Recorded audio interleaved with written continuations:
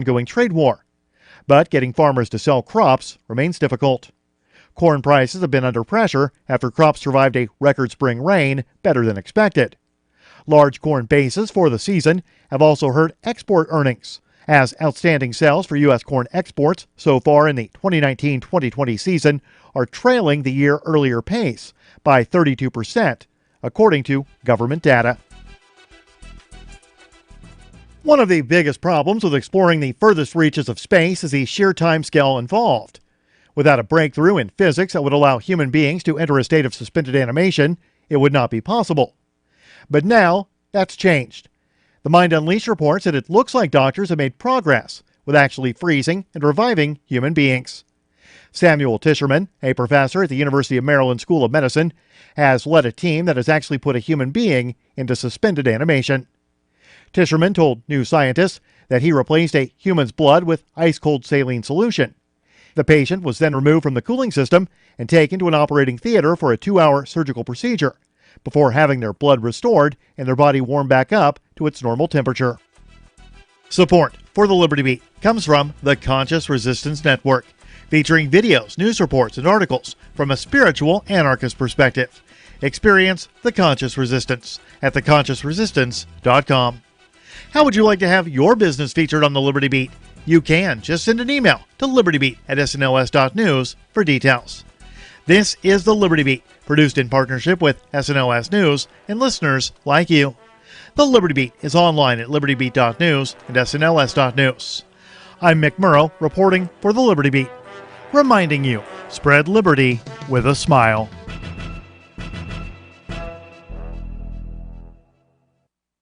An amateur sailor has announced his plans to sail around the world to decrease awareness of important global issues. 29-year-old Michael Gilmer will cover approximately 28,000 nautical miles over 3 months, all the while drawing attention away from famine afflicting several African nations, revolution in the Middle East, flooding in Thailand, and economic instability across 5 continents. The goal here is to really make people think about a young, overconfident on an expensive boat, rather than the pressing matters of substance that actually affect people's lives. As Gilmer set off on his journey Thursday, something was happening in Washington. In local news, a cute 8-year-old is beginning to realize how much better she is than ugly girls. Since I'm cute and they're not, that means that they're not as good as me. In other news, a slaughterhouse worker is told to stop naming them all. And sure, an area man can watch your cat while his life is falling apart, no problem. You have just participated in a large-scale psychological research study. Please fill out the attached liability waiver and send it to theonion.com/newsbeat.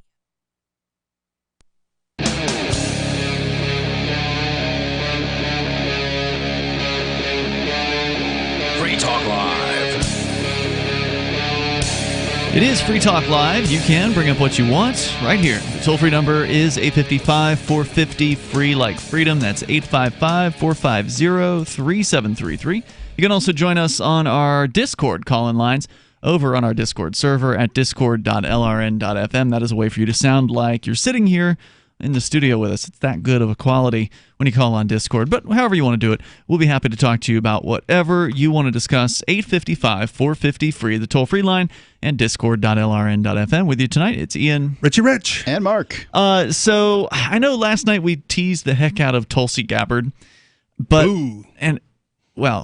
and we didn't get to the story. It was just like pretty much wall-to-wall phone calls last night, which is always my preferred version of the show. But since we did, I feel like we should go ahead and get into the story here tonight. And then coming up, we'll talk about the Florida town that has the very first, in the United States at least, government-run grocery store. And well, we'll get into that story coming up here in a little bit. But first, here is the story from Politico.com about Tulsi Gabbard. She is in serious hot water with these Democrat establishment people. They do not like her because she's not afraid to give her opinions about the Democratic establishment. Yep. And she's not particularly fond, it appears, of that situation or that setup. Tulsi Gabbard trashed the Democratic Party as, quote, not the party that is of, by, and for the people, unquote. She accused Kamala. Are either of them? No. I mean, it's certainly not the politicians. They have nothing to do with the people that they purportedly serve. They're a completely separate class, and they act like it. Yeah, they very clearly do, and mind you, the people keep falling for it too. Yep. Right, over and over again, they keep falling for it. Every 4 years, they think this new batch of politicians is going to do something different. Hope and change. Mostly, they vote. They vote in a manner that is to not get the worst person in office, and I can respect that. Fine if you want to vote cast your vote to keep the worst person out. Well, that's the way a lot of people vote, but there's still a lot of people who are just fanatics about these politicians. I mean, I was just watching last night with my roommate, watching the Vermin Supreme video that we recorded last week. He's a special case. But I didn't mean to talk about Vermin as much as I did the last time we were with him before this year. There was in 2017, he came to Concord to protest outside of a Hillary Clinton book signing. Nice. And at that event, it was cold. It was like December 4th, 2017, very cold. There was a line of people outside of this bookstore in Concord that went down the block, then around the block, and down another turn. So it was more than half of a full block's length of, people. Yeah, it was incredible, the amount of people that were just standing there in the cold for hours just to go and see this woman, this politician, who is a lying piece of scum just like all the rest of politicians. But yet, these weren't people who disliked her. They were fanatics. And so they were probably fanatics for what they perceive the good that she does for the world, though. Right, that's the problem with a lot of those people. Right? That is the trick. And I'll go you one farther, because it's easy to sit out there and say, the Democrats are a bunch of mind-numb socialist morons, and I'm not discounting that statement. But I'll go. Republicans are just as bad. Turning your kids over to these people and their military. When you know that the government is an inefficient organization that does not care what happens to its military men and women. Yeah, if you ever need proof of that, just look at the VA hospitals. Right, the tear runs down their eyes as the FA-18s fly over the football game. And, today I was watching the Avengers cartoon. You may not know the cartoon and have seen this or anything. Just from the 80s, or is it current? It is relatively current, 2010. And in it, they had the bad guys, right? The bad guys were called the Masters of Evil. And I chuckled to myself, anybody listening to me, any adult realizes no group is ever going to call itself the Masters of Evil. Never. They won't even be tell the truth and say the masters of moral ambiguity, self-interested moral ambiguity, right? They won't even say what's true, because I don't even know that I believe in evil, but let's go ahead and call it what it is, self-interested. Sometimes they do good things, sometimes they do bad, so they're ambiguous, right? No, they're going to call themselves the super-duper really good guys that you've got to like us, and if you don't, you're the bad guys. Or the Bilderberg Group. Okay, you could say that, but I don't know that but that doesn't imply any evil either. No, what do we know about the Bilderberg Group? They meet in a hotel called the Bilderberg. I know nothing else about the Bilderberg Group.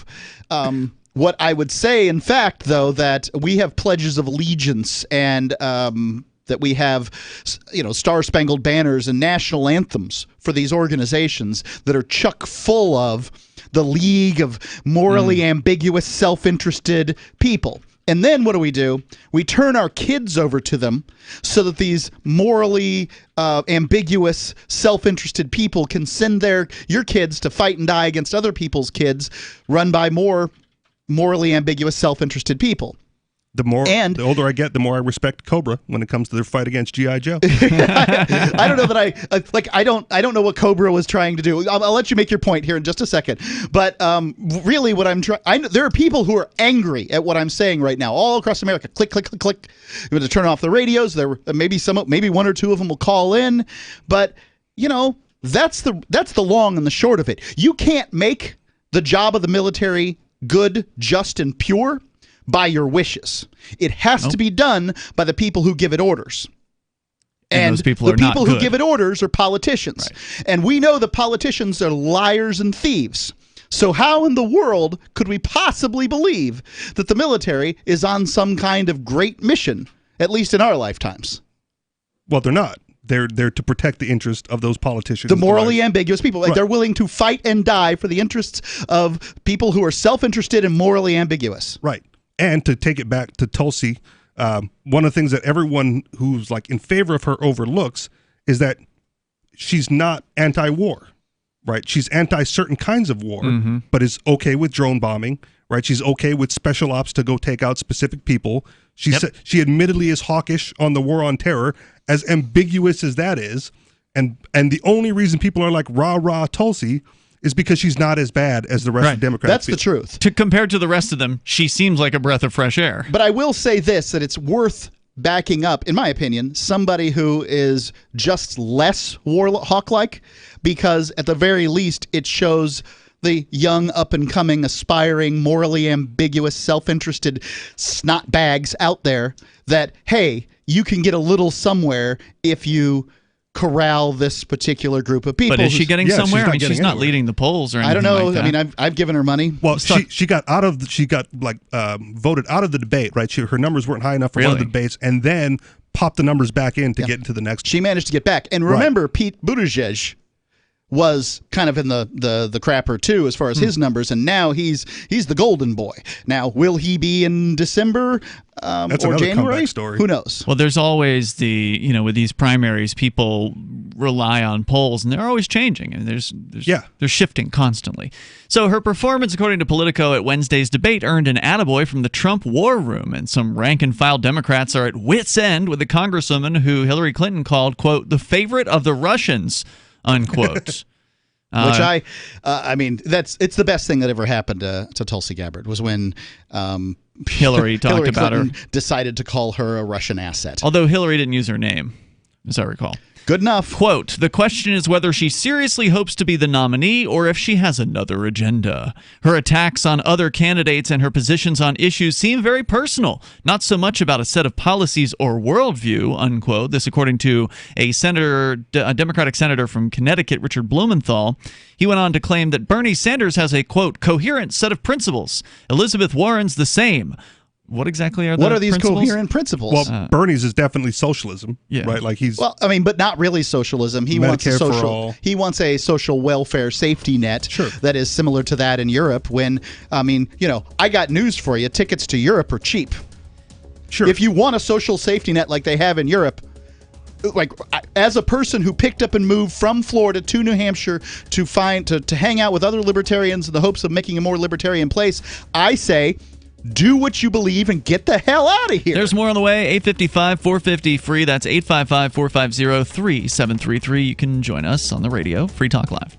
She's such a beautiful little puppy. I mean, we walk around the block, and neighbors always say, her hair is so beautiful. Healthy and shiny and glossy. DINOVITE.com.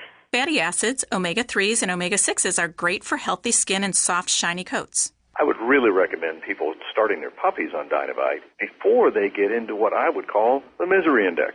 Bad skin, bad ears, bad breath. Because if they're getting all their vitamins, micronutrients, microbials from the beginning, then you're not going to run into the problems associated with the allergies, grass, pollen, dust, dirt, fleas, ticks, you name it, and the itching and shedding down the road. Our vitamins and enzymes replace the nutrients cooked out of most commercial dog foods. Dynavite for life. This is Ed Lukasevic and Cindy Lukasevic, inviting you and your pets to Dynavite. 859-428-1000. DINOVITE.com. Have you heard of LibertyCon? LibertyCon is not only a convention with great speakers like Whole Foods CEO and co-founder John Mackey and Nobel Prize winner Vernon Smith, but it's also unique because you get a chance to network with more than 70 pro-liberty organizations, one-on-one for the purpose of career advancement, business, and internship opportunities. April 3rd through 5th in Washington, D.C. You can learn more by visiting LibertyCon.com and use code FTL for a $10 discount on your registration. That's LibertyCon.com. I want to tell you about my favorite cryptocurrency wallet, Edge Wallet, at edge.app. Edge is the wallet I use more than any other, and that was true long before Edge Wallet became a sponsor of Free Talk Live. Edge Wallet allows you to buy, sell, trade, and securely hold your cryptocurrencies, including Bitcoin, Ethereum, tokens, Monero, Ripple, Dash, Bitcoin Cash, and more. It's available for both Android and iOS, and you can download it via the Play or App Store or via Edge Wallet's website, edge.app. Secure your freedom with Edge Wallet. I just heard the best sales pitch I've heard in a long time on an airplane. The flight attendant announced, "If you paid more than $75 for your round-trip ticket, you overpaid." This is brilliant because everybody on the flight paid more, and I was struck by how all the road warriors stopped typing and reading and working and looked up. The announcement invited us to apply for the airline's credit card. And the sign-up bonus? Enough frequent flyer miles for a free round trip. Talk about turning lemons into lemonade.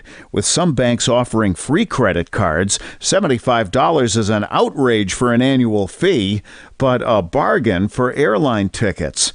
For more tips on communicating more effectively, hit survivalspeech.com, where you can see how I got the CEO of another major airline to shower me with freebies. I'm Holland Cook. So you've heard all 3 hours of the latest episode of Free Talk Live, and you're still hungry for liberty-oriented audio content? Did you know that we have another 24/7 audio stream at LRN.FM? The Liberty Radio Network airs the latest episodes of some of the best liberty-oriented podcasts on the internet around the clock. In addition to recorded content, you'll also hear live shows like Free Talk Live, originating from our Keene, New Hampshire studio. So listen anytime at LRN.FM. That's LRN.FM.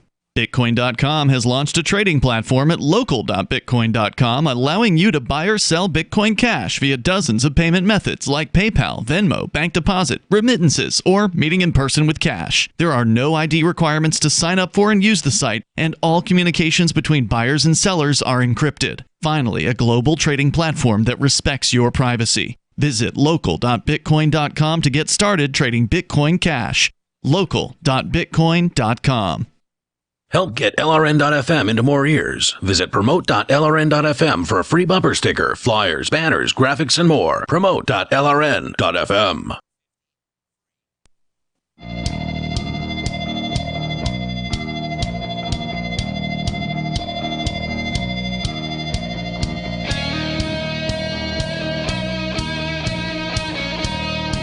It's Free Talk Live, and you can bring up anything that you want here. Live Sunday edition, the toll-free number. If you want to join us on the radio, it's 855-450-FREE. That's 855-450-3733. Coming up, we've got the government-run grocery store, the first one in the United States, hopefully the last one. We'll see how long it lasts. But first, we're talking about Tulsi Gabbard, and we're going to get a little bit further into the Democrats who are just livid about Tulsi and some of the things that she's been saying about the Democratic establishment. But if you want to reach people with the ideas of liberty, you ought to do it from the back of your car with libertystickers.com. You can reach thousands of individuals with a bumper sticker, and you know that people love to read them. So get on over to libertystickers.com and choose from their vast selection of witty, poignant, pithy, and downright bombastic liberty-oriented messages at libertystickers.com. So we continue here, and we're talking about this Richard Blumenthal. He is a Democrat senator from Connecticut who says he's confused, basically, about Tulsi. He doesn't understand why she's there. She's attacking these other candidates. The attacks, he says, seem very personal. The attacks are coming from all the candidates, and the whole debate thing's set up to be zingers. Well, the zinger last night goes to blah, blah, blah for saying yuckity yuck, and... it's turned into a horse race, a boxing match. Well, at the beginning of the article, she was disparaging towards the Democratic Party. Yes. So I would question that as well. She said, quote, "It's not the party that is of, by, and for the people." So what is she doing representing the party that's not of, by, and for the people, right? Well, I was a Democrat, too. I mean, when I ran for governor a couple times here in the Democratic primary, and what I was doing there was using it as a platform. Sure. To try to get whatever attention I could for the ideas of freedom. Now, she's not a libertarian, so that's not what she's doing. But clearly, she's got a vision for what she would like to see happen, and she wants to get it out there. Well, the political parties as they exist, you're from Hawaii originally, right? Yes, sir. And what are your chances as running as a Republican in Hawaii? Close to nothing. Okay, so what are your chances running as a libertarian? Even less than that. What about running as a Green Party? I don't even know if they have one Green Party representative. Okay. So is there a party? Is there like the Hawaiian National Party or something? Is there some other? Is there any party? opposition to the Democrats? I guess is what you're asking, right? Right. Not that I'm. For a while, there was like a Republican governor, and that was a big deal. Mm-hmm. Yeah. And then there wasn't, and I don't know where it's at now. But it's a Democrat stronghold where you don't have a hope of doing anything as anything but a Democrat. That is true. And from what I remember from seeing like the political ads during one of the election cycles, was I couldn't tell the difference between the Republican ad and the Democrat ad. I mean, all of this sounds the same to me, so who cares? Even the Republicans run on basically like the Democratic platform. So in order to get elected at all, you've got to pick one of these two parties, and depending on your geographic area, you've got to pick one party. Sure. Because if you're running in Utah, the chances of you getting elected as a Democrat are slim. If you're running in Hawaii, the chance of you getting elected as a Republican are slim. So if you run as a non-party candidate, you're not going to get elected. And that's just the long and the short of it. The reason she represents, as you have said, the Democratic Party, or the reason she ran under the Democratic Party, like any of these people, is because she didn't have a snowball's chance in hell of getting elected otherwise. I guess strategically, though, wouldn't it be better off saying that the Democratic Party is the party for, by, and of the people, and none of these other candidates represent those values, and that's why I'm here, to represent the values of the Democratic Party? Quote probably goes on to say something to the effect of, it used to be, and I'd like to bring it back to being like it should be, and you know, these people on the stage... Make the Democratic Party great again. Right, that same old crap. Yeah, we don't have the context for the quote, but demonstrating how divisive her campaign has become, the Trump War Room tweeted out a video clip of Gabbard attacking her own party with a 100 emoji. I guess like the 100% kind of thing. Yeah. It received 4,500 retweets and 15,000 likes.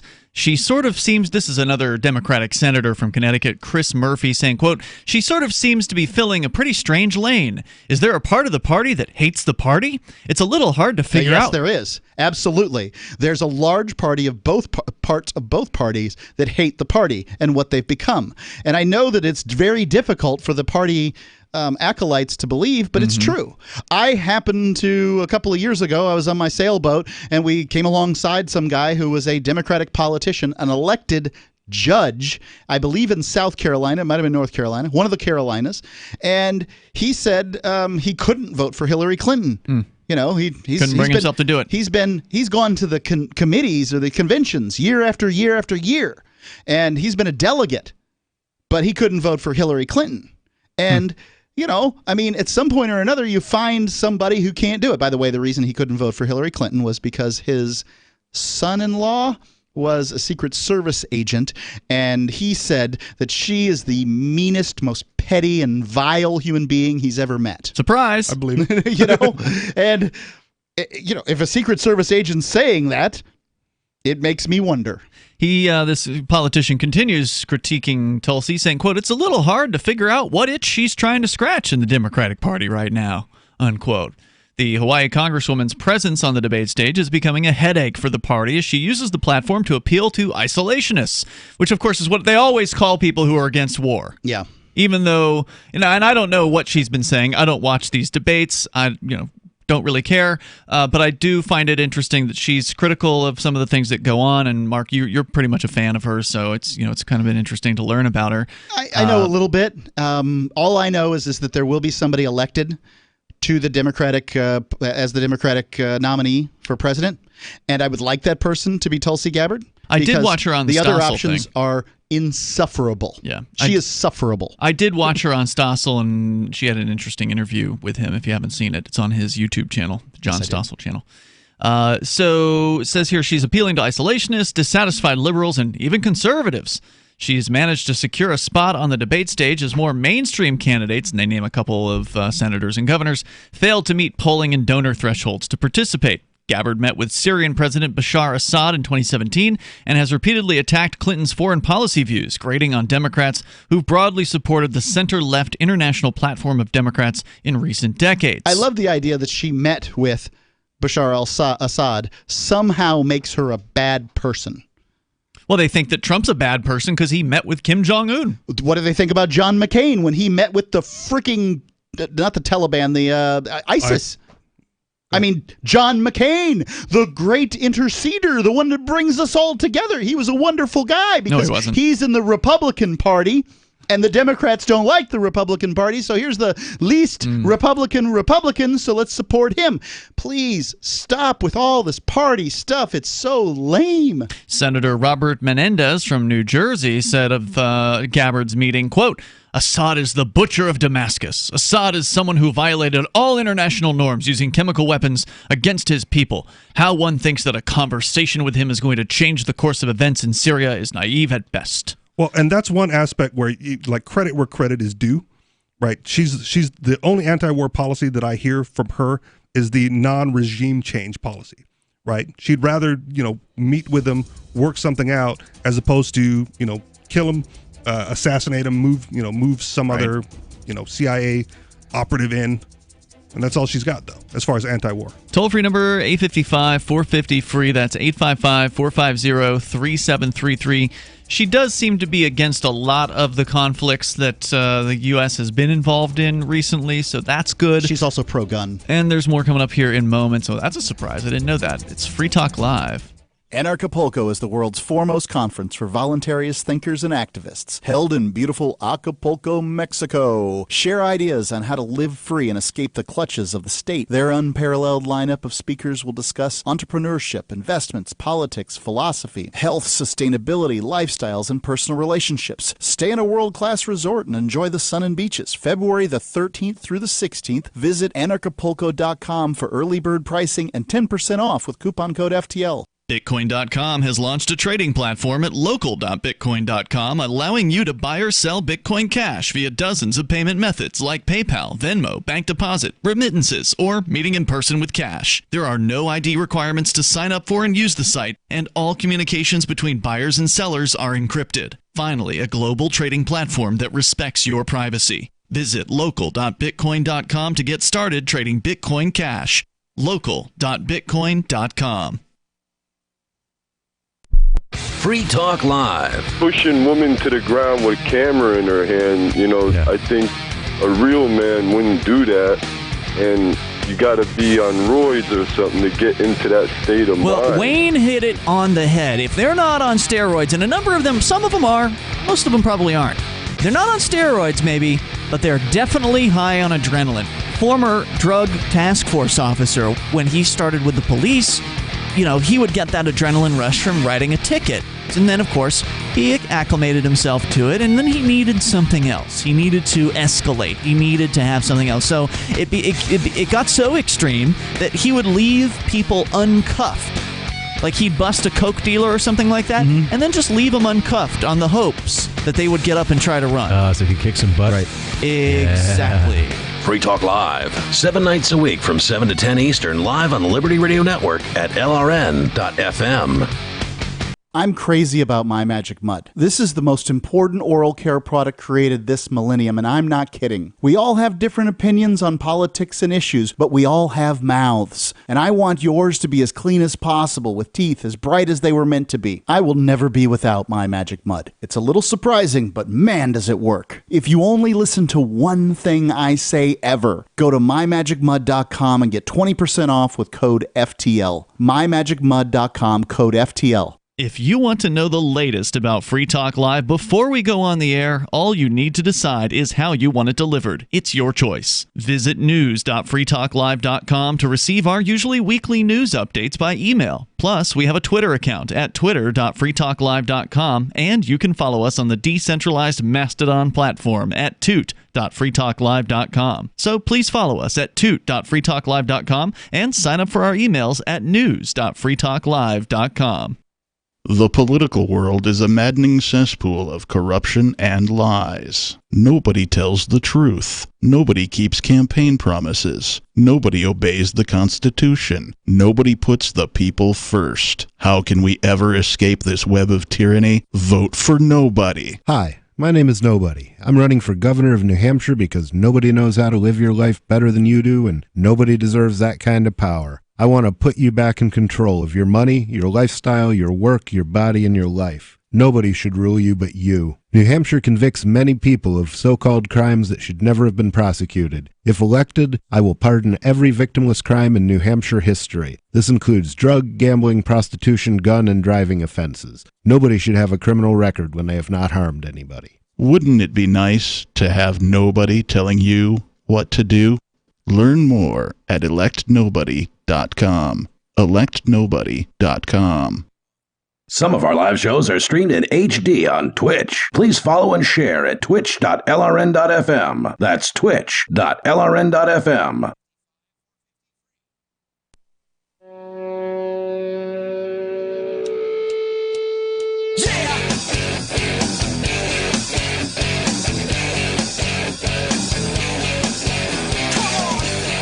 It's Free Talk Live. You can bring up whatever you want here. Toll-free number is 855-450-FREE. Like freedom, that's 855-450-3733. And let's talk about this on the air, Mark. You were just bringing up a charitable act, and well, it ties into this next sponsorship here with Edge Wallet, because I presume you were using Edge Wallet while you were paying at the local convenience store in downtown Keene. We actually have two convenience stores in Keene that take cryptocurrency, which is pretty cool. Two head shop/convenience stores. And you were in there, and you paid with your Edge Wallet, which allows you to buy, sell, trade, and securely hold cryptocurrencies of a variety of sorts. So Bitcoin, BTC, and Dash, and Ethereum, Bitcoin Cash, and Stellar, Ripple, Monero, a bunch of others. Go to edge.app to learn more about how you can secure your freedom with Edge Wallet. And you can download it for iOS or Android devices, and it's a great little wallet. It's the one that I use more often than any other. I used mine tonight to pay for my dinner. Which, you know, we have like a libertarian meetup here every Sunday in Keene. And I guess it was it after or before? After. I just went in to get this soda here and a candy bar. And so you went in there and you were saying... Not great nutritional choices, kids. You were telling me that... you were telling us during the break about this, that you went in... I was asking a question, yeah. There was a couple that was having difficulty with credit card. Right. Maybe it was declined or something like that. I don't know exactly what it was, but they let me go ahead. And then you decided and they weren't paying attention to you. Probably not. You decided you were going to take care of their bill for them. Right. I caught their bill, and and you paid with crypto. And I paid with crypto. Yeah. And your question was about whether or not that should have been done anonymously, because it sounded like you tried to get out of there before they could figure out what happened. Right. If to create the largest amount of good in the world for my little $5 act of kindness, right? Not exactly the largest act of kindness out there, but to create the most good in the world surrounding that act, how do you do it? Do you do it anonymously? Or as anonymously as you can, or do you sort of take credit and tell somebody, pay it forward, kid, or whatever? And I don't know the answer to that question. I was just kind of hoping that you might have had a thought on the subject at some point, and now we have to go on the air, ruining any opportunity to remain anonymous. Well, I just thought it was a good question. And it is a good question. It's an interesting discussion. I'm sure that the young people are not listening to the show, would be my guess. I don't think it matters whether or not you're anonymous with it or whether you're known. To me, it's the act of giving that's more important. The courtesy of even to pay it forward, right? That means they would have to continue to pay it forward and pay it forward and pay it forward. Well, I think that generally happens. If you do something nice for somebody, this $5 nice thing would probably create a significantly larger amount of niceness. It could inspire the same act. Absolutely. It takes a pretty callous person to say, yeah, thanks for that $5. I deserve it. Right. That's really something. I suppose there's somebody out there that might think that, but I'm willing to go ahead and throw $5 at that particular problem and see how it works. Not to say that I would ever see. I won't see how this goes. But I think that's part of it too, is you don't know what the outcome's going to be. So it's like unconditional giving on your part because you're not expecting anything returned. Okay. They did let me move forward. They could have just fiddled with their credit cards there and tried to come up with one that worked, and presumably they have one. Yeah, but that wasn't a condition to allow you to get in. You weren't just saying I'll take care of this. You didn't say anything. They already demonstrated some interest in their fellow human being. Mm-hmm. Okay. Not that I did it for that particular reason. I didn't, but I thought I saw an opportunity. Yeah, and I you took were it. inspired and you did that. Yeah. I don't generally like to tout my charitable giving because it seems like too much, oh, look at me kind of thing, and I'm not the kind of person that really wants to do that. Right, I would prefer not to do that right here. I understand that, Mark, but it was only $5, and it's an interesting discussion. Oh, now my charitable giving isn't good enough. But $5, $10, $100, like whatever it is. It's the thought that counts. It's the thought, and like the motivation behind you doing it.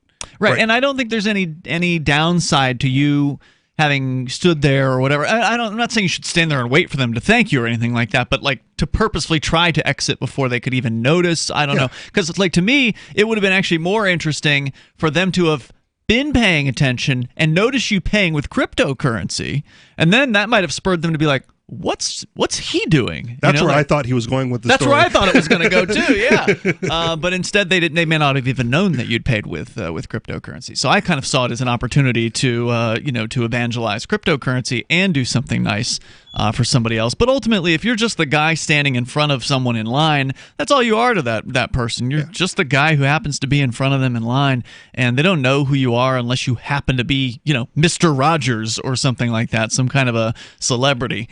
An icon, yeah. But stuff like that happens at Starbucks. Like, I've had friends, like just give extra, like, put this towards the next person's drink. Yeah. And there was like some story that came out some years ago. It was like the pay it forward line at Starbucks went like 350 some odd people. Wow. Before that one guy went, oh, thanks. And like, that guy's a douche. And what is it like being that guy, right? 350 people all paying it forward, and you're the one who says thank you. I deserve this. I wonder if they even know, or they're just like, well, thank you. And because it could have been a bum, for all I know. He was there. Had nothing left. Yeah, he was there, and he was going to get a glass of water, and instead he it's like, well, I'll take a mocha frappo, whatever. Right. And there are certain coffee shops that do that as well. Or like somewhere like McDonald's has a separate area or whatever where you pay, and it's like a chip-in area for when the homeless guy needs a cup of coffee, someone's already bought him one. So like things like that exist. Good people doing things like that exist in the world, and no one's getting recognition for it. It's like, I just paid for your drink. Yeah, right. So anyway, if you want to comment, you're welcome to join us here. Maybe you've got an opinion on that question. You can dial in. The toll-free number here is 855-450-FREE. By the way, I don't give to homeless people. Yeah. Well, I don't give cash to homeless people. There has been a time where I've purchased food for them at the local. I've put a great deal towards homeless shelters, but I don't buy things for homeless people, especially, or even, I know there's one guy here in Keene that he's not homeless. He just acts like he is. Yeah. I know where he lives. Yeah. And he, the big guy. Yeah. With the big beard. Yep. He shuffles in, and then he, I just act like I'm deaf, and I just walk past him. Yeah. I'm not giving anything to him to support his lifestyle of panhandling. That's right, yeah. But if I have the opportunity for a young couple that can do great things in the world, and I can give them, $5, well, yeah, I'm going to do that. That's the difference between conditional giving and unconditional giving. Because if it was an unconditional gift of you just doing something nice for somebody, it wouldn't matter if you gave them cash or a meal or donate to a shelter. But if you go like, I am not going to give you money because I don't approve of the way you might spend it, but I will buy you a cheeseburger. Yep. Right. Then that gift becomes about you and how you're making a contribution to them. It is about me, and and as far as I'm concerned, they hit me up. They wanted me to do something for them. Everything in this world's conditional. Not always. You could just walk by and just you see them panhandling. You just walk by. Of course. But this person asked me to help them out. And I was willing to help that person, but I wasn't going to help them by giving them cash, because I know what homeless people tend to do. Some of them are not honest, and they will say they're not, I'm not going to buy alcohol with that, and then they go and buy alcohol with it. Or the one that has I prefer the one that has the sign that says, "Why lie? It's for beer." Yeah, there you go. Support the beerless. Yeah. Who cares? I do, because I would rather have my money go to help someone feed themselves rather than feed their addiction. Okay. And so instead, I walked over. I said, "Yeah, I'll buy you some barbecue or whatever." I walked over to the Hot Hogs barbecue food truck here that takes cryptocurrency, and I was going to get something for myself, and I said, just how this person can have a sandwich or whatever. Okay. And well, for me, I never give to somebody who asks, is my policy. Okay. If you're talking about some 7-year-old comes up and he's like, I've lost my mommy and I need money for a bus or something. This has never happened to me, but that would probably work. But if somebody comes up to me and says, hey, can you spare some money? The answer is going to be no. Yeah. I didn't do 8.5 years in prison and live at the lowest levels of society so that you can run around and make $20 or $30 an hour tax-free panhandling from people. But I say more power to them for making that much money tax-free. See, I'm against it completely. That's all voluntary giving, man. It's not, but it's not productivity. I generally I generally do not give to panhandlers. But in this case, this person wasn't just like hanging out outside of a store or whatever where you typically see a panhandler. And for whatever reason, I felt inspired to do something for him. It ended up being something I kind of regretted because as he walked away with the food that he had, he said, "Thanks, honky." No, he threw on the ground downwards, like down the street. I saw him toss the box just on the ground. With more people listening to radio than visit Google, Facebook, or YouTube, from the very young to the very old, everyone listens to radio. Pillow companies, alarm, identity theft, nutrition, insurance, banking, automotive, the list goes on and on. Billion-dollar businesses. Why? The answer is radio, the media everyone tunes into. Find out how effective and affordable radio can be for your business. Contact 877-996-4327 or advertise at gcnlive.com. We can all agree these are troubled times, right? So do you know who's on your wireless network? Whether it's a big company selling your data or a foreign hacker, if you're not protected, everybody sees your information. That's why you need Flash Routers, a custom Wi-Fi router created for privacy. Flash Routers uses a virtual private network, or VPN, to protect your online activity from hackers, trackers, and large corporations. And not just one, but all your devices with one out-of-the-box setup. Plus, Flash Routers also enhances your wireless network performance and unlocks powerful router management tools to let you take total control of your network. Call or click Flash Routers today at 1-866-509-5817 or FLASHROUTERS.com. That's 1-866-509-5817 or FlashRouters.com. Protect your wireless home network today with Flash Routers. Maybe not today, maybe not tomorrow, but soon you'll need a plan and place to survive. Forget bunkers. You're not a live underground gopher. You need survivalist camps, the ultimate fully functional, off-the-grid mobile survival bug-out house that's well-equipped and custom-built to outlast any other RV or trailer. Bold statement? You bet. See them now at survivalistcamps.com. That's survivalistcamps.com. Trust your family's survival to survivalistcamps.com. Is spreading the message of liberty, cryptocurrency, and peace around the globe worth $2 per month to you? As you may already know, in addition to our internet feed, LRN.FM broadcasts on free-to-air satellite across North and Central America, as well as Sub-Saharan Africa. And we've been available on satellite for free 24/7 since 2010. The LRN.FM free-to-air satellite signal is reaching some of the most oppressive regimes in the world, and there's no doubt our ideas are making an impact. You can learn more about the channel's impact by watching the 3-minute video at fund.lrn.fm. If you'd like to help free minds globally with our ideas of liberty, cryptocurrency, and peace, you can donate as little as $2 per month via fund.lrn.fm. You can help us continue and expand our satellite broadcast to multiple continents. Visit fund.lrn.fm today, and thank you for your help. Don't forget to share the link on social media. That's fund.lrn.fm. There are lots of ways to listen to Free Talk Live. Our podcast has been around since podcasts began, and now the FTL feed is loaded with content besides our full show archives. Did you know that we make it easy for you to customize your podcast subscriptions? We have different feeds, one that includes only our full shows, one with just the Daily Digest, and one with just the Edgington Post. You decide what you listen to. It's quick and easy to customize your feeds at feeds.freetalklive.com. That's feeds.freetalklive.com. There are basically two types of advertising, direct response and branding. Radio is great for direct response with its low cost to listener ratio, but audio can't be beat for branding, which is a longer term endeavor. You want to be the first thing that someone thinks of when they think about your product or service. If you have a local business that you want kept top of mind in your community, call the station. If you need national reach, Free Talk Live's got around 200 radio stations, millions of monthly listening sessions, can suit all budgets, and if we don't think we're right for you, we'll tell you. Email me, mark@freetalklive.com. Love what we do? Please help support our international satellite channels at patreon.lrn.fm. That's patreon.lrn.fm.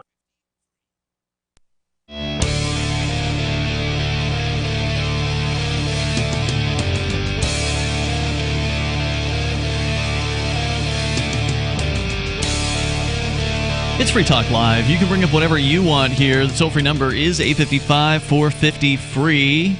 Whether you want to discuss Bitcoin or Tulsi Gabbard or coming up this government-run grocery store that recently opened down in Florida, We'll talk more about all of those things if we get the chance. Of course, your calls and thoughts are welcome as well. The toll-free number is 855-450-FREE.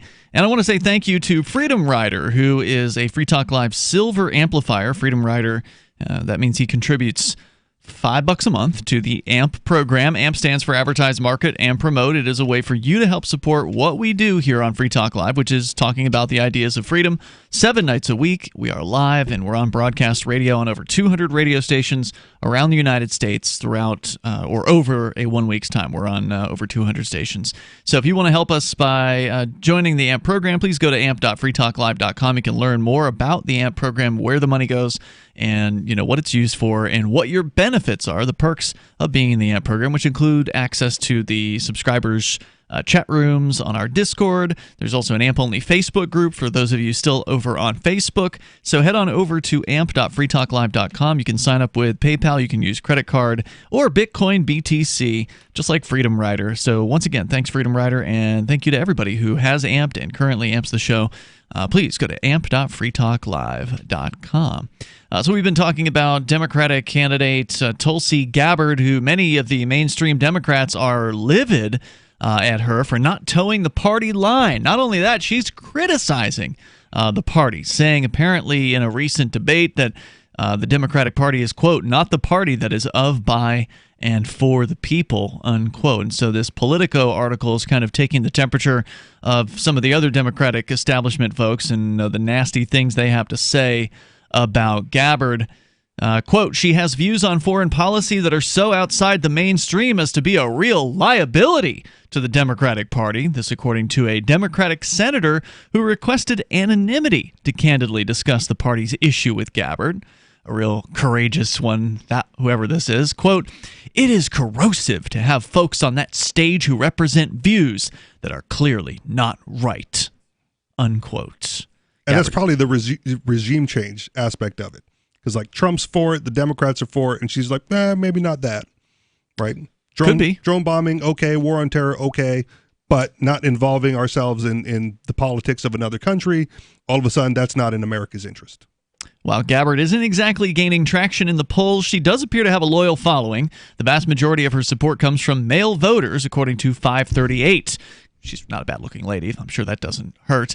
Well, they're also the ones who are going to have to fight and die in the wars, generally. She's also more likely to attract support from Democratic primary voters who supported Donald Trump in 2016, according to a November poll from The Economist/YouGov. Given Gabbard's She's an outsider, yeah. obvious play to appear at war with the party establishment, several senators declined to discuss her candidacy before panning her privately. She has awkward relationships with the Hawaii congressional delegation and faced a primary challenge before saying she wouldn't run for re-election. Earlier this year, Gabbard authored an op-ed that suggested that Senator Mazie Hirono from Hawaii, the Democratic senator there, went too far in questioning a Trump judicial nominee without naming Hirono. When asked about Gabbard's candidacy, Hirono paused and squinted, saying, quote, look at my face. I have nothing to say about Tulsi Gabbard, unquote. Beyond her isolationist foreign policy that appeals to some libertarian-leaning voters, and let's once again correct this, libertarian foreign policy is not isolationist. Again, this is how they always define people who want to withdraw the United States from conflicts globally. They call that isolationism, which it's not. It's non-interventionism. And that's, of course, the Ron Paul viewpoint. Yep. In theory, Trump has echoed some of it at certain points, but he hasn't really done a whole lot to that end. But isolationism is where you lock down your country from anyone coming in and out. So Trump would be better defined as an isolationist in that way.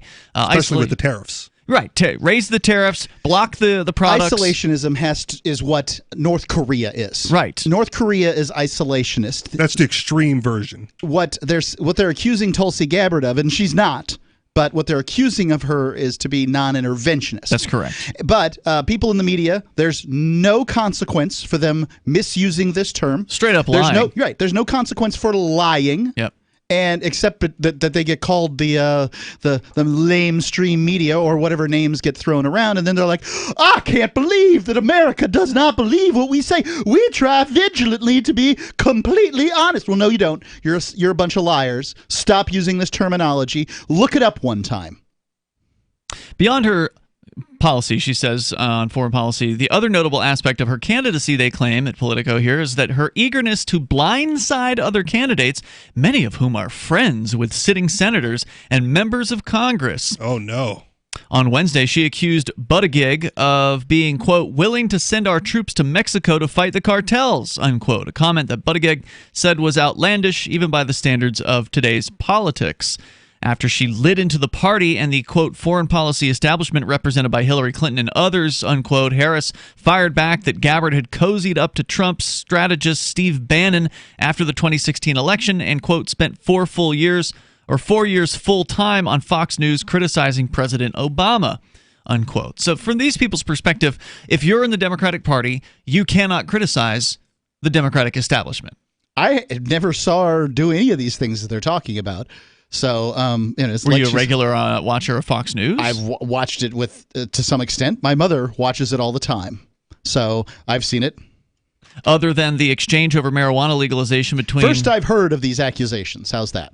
Booker and Biden, the debate would have been relatively insult-free if Gabbard had not been on the stage, but her rhetoric alone left the impression of a party at war with itself.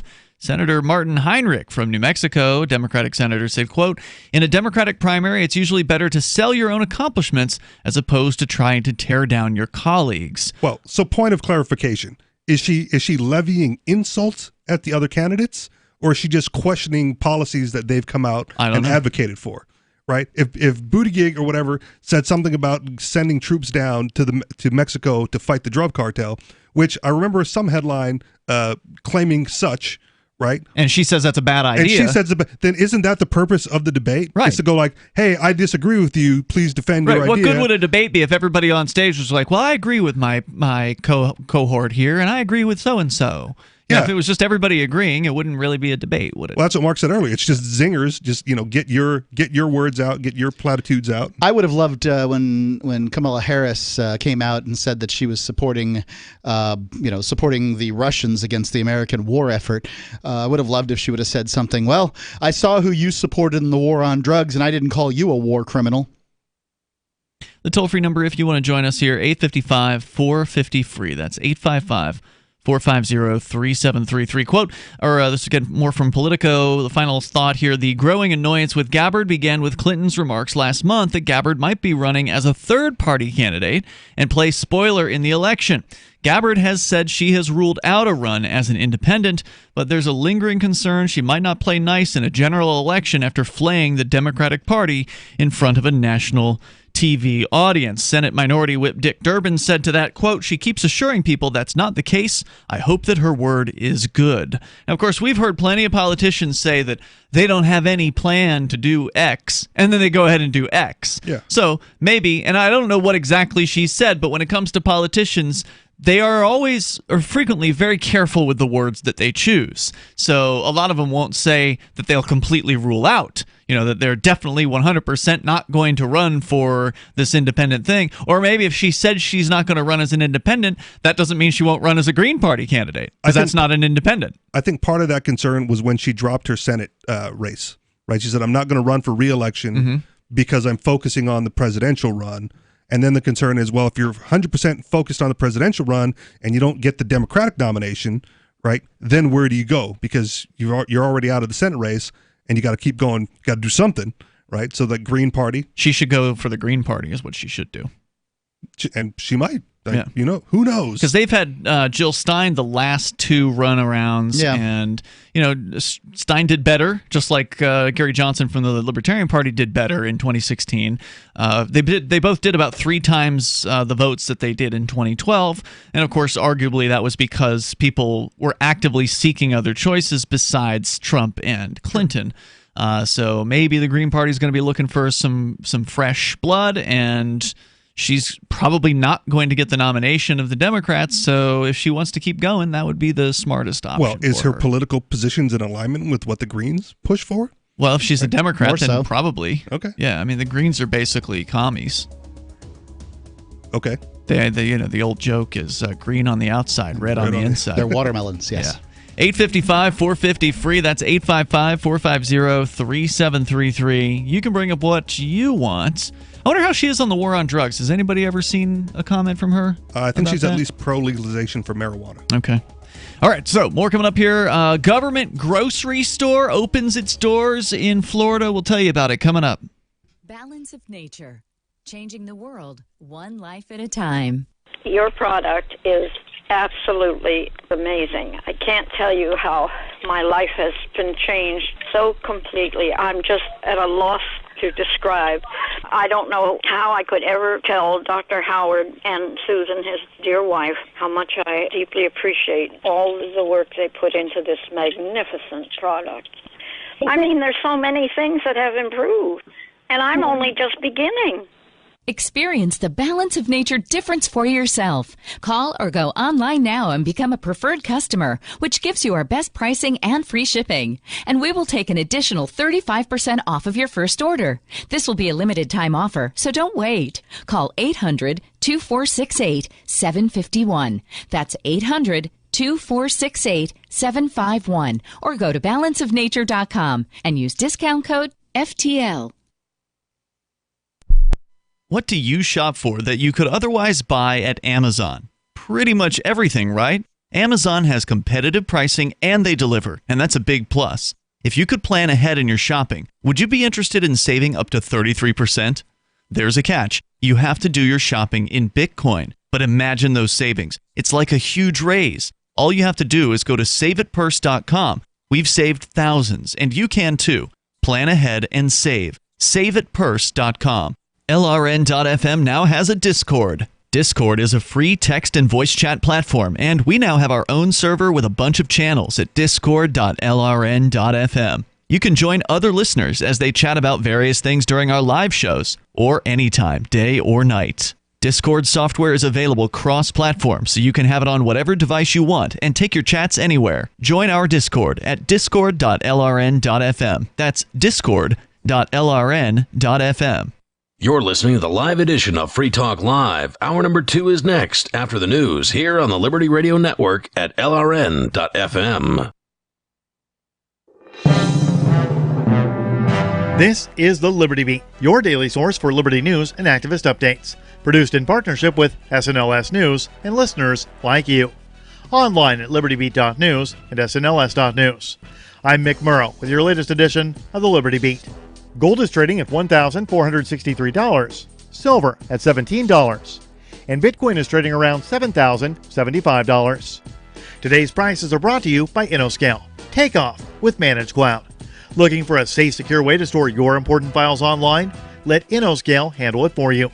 Their high availability cloud servers are the perfect solution for clients needing one or more secure, scalable servers with built-in hardware failover protection. For details, see them online at InnoScale.net. In the news, WikiLeaks has taken much of a hiatus from publishing since the arrest and imprisonment of its founder, Julian Assange. On Saturday, the organization ended that silence by releasing an internal email of the Organization for the Prohibition of Chemical Weapons in what's being called the DOMA docs, in a tweet posted to the organization's Twitter account on Saturday. The email pertains to the alleged chemical attack in Doma, Syria, on April 7, 2018. WikiLeaks writes the team found much of the physical evidence, including the bodies of the deceased, was no longer available. It was alleged that 49 had died and up to 650 had been seriously affected by a weaponized chemical gas released in a specific area of rebel-held Doma on that day in April. The whistleblower told WikiLeaks the misrepresentation was achieved by omission of key facts, which introduces a bias that undermines the credibility of the report. The Liberty Beat is sponsored in part by Brave Botanicals. High-quality kratom and CBD at reasonable prices with excellent customer service. Brave Botanicals is activist-owned and mission-driven and believes so strongly in the power of kratom, they're giving it away for free. Just go to freeounceofkratom.com for a free ounce of kratom delivered to your door. Just pay shipping. That's freeounceofkratom.com. This is the latest edition of the Liberty Beat. Find us online at libertybeat.news and snls.news. Your news now continues. Corn is usually harvested in the Midwest before it's sent south to be exported, according to Bloomberg. But because farmers in the east, hurt by a springtime deluge, are holding back on supplies in hope of higher prices, the commodities price has been pushed higher than the futures market in the east, while it remains lower than the futures market in the west. It's a phenomenon known as basis arbitrage. Activist Post reports the spread on the arbitrage isn't yet large enough to move large amounts of grain, but it doesn't take much for that to change. That's according to Pat Bowe, Chief Executive Officer at U.S. crop handler Andersons, Inc. A $28 billion government bailout has helped growers with their falling income due to the ongoing trade war. But getting farmers to sell crops remains difficult. Corn prices have been under pressure after crops survived a record spring rain better than expected. Large corn bases for the season have also hurt export earnings, as outstanding sales for U.S. corn exports so far in the 2019-2020 season are trailing the year earlier pace by 32%, according to government data. One of the biggest problems with exploring the furthest reaches of space is the sheer timescale involved. Without a breakthrough in physics that would allow human beings to enter a state of suspended animation, it would not be possible. But now, that's changed. The Mind Unleashed reports that it looks like doctors have made progress with actually freezing and reviving human beings. Samuel Tischerman, a professor at the University of Maryland School of Medicine, has led a team that has actually put a human being into suspended animation. Tischerman told New Scientist that he replaced a human's blood with ice-cold saline solution. The patient was then removed from the cooling system and taken to an operating theater for a 2-hour surgical procedure, before having their blood restored and their body warmed back up to its normal temperature. Support for the Liberty Beat comes from the Conscious Resistance Network, featuring videos, news reports, and articles from a spiritual anarchist perspective. Experience the Conscious Resistance at theconsciousresistance.com. How would you like to have your business featured on the Liberty Beat? You can just send an email to libertybeat@snls.news for details. This is the Liberty Beat, produced in partnership with SNLS News and listeners like you. The Liberty Beat is online at libertybeat.news and snls.news. I'm Mick Murrow, reporting for the Liberty Beat, reminding you, spread liberty with a smile.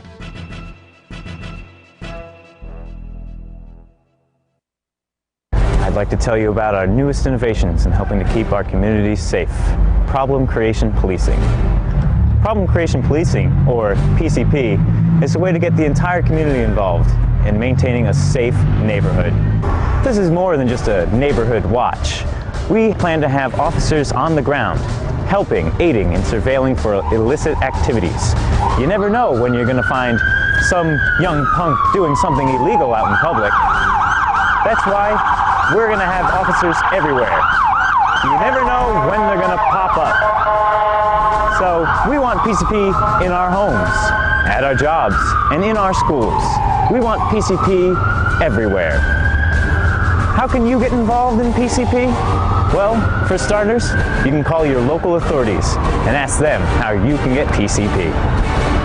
I'm Byron Kingsley from the Citizens Respecting the Authority of Police.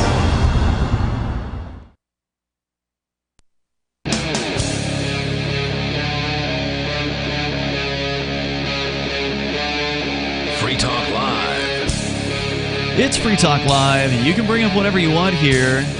The toll-free number is 855-450-FREE, like freedom. That's 855-450-3733. With you tonight, Ian here. Richie Rich. And Mark.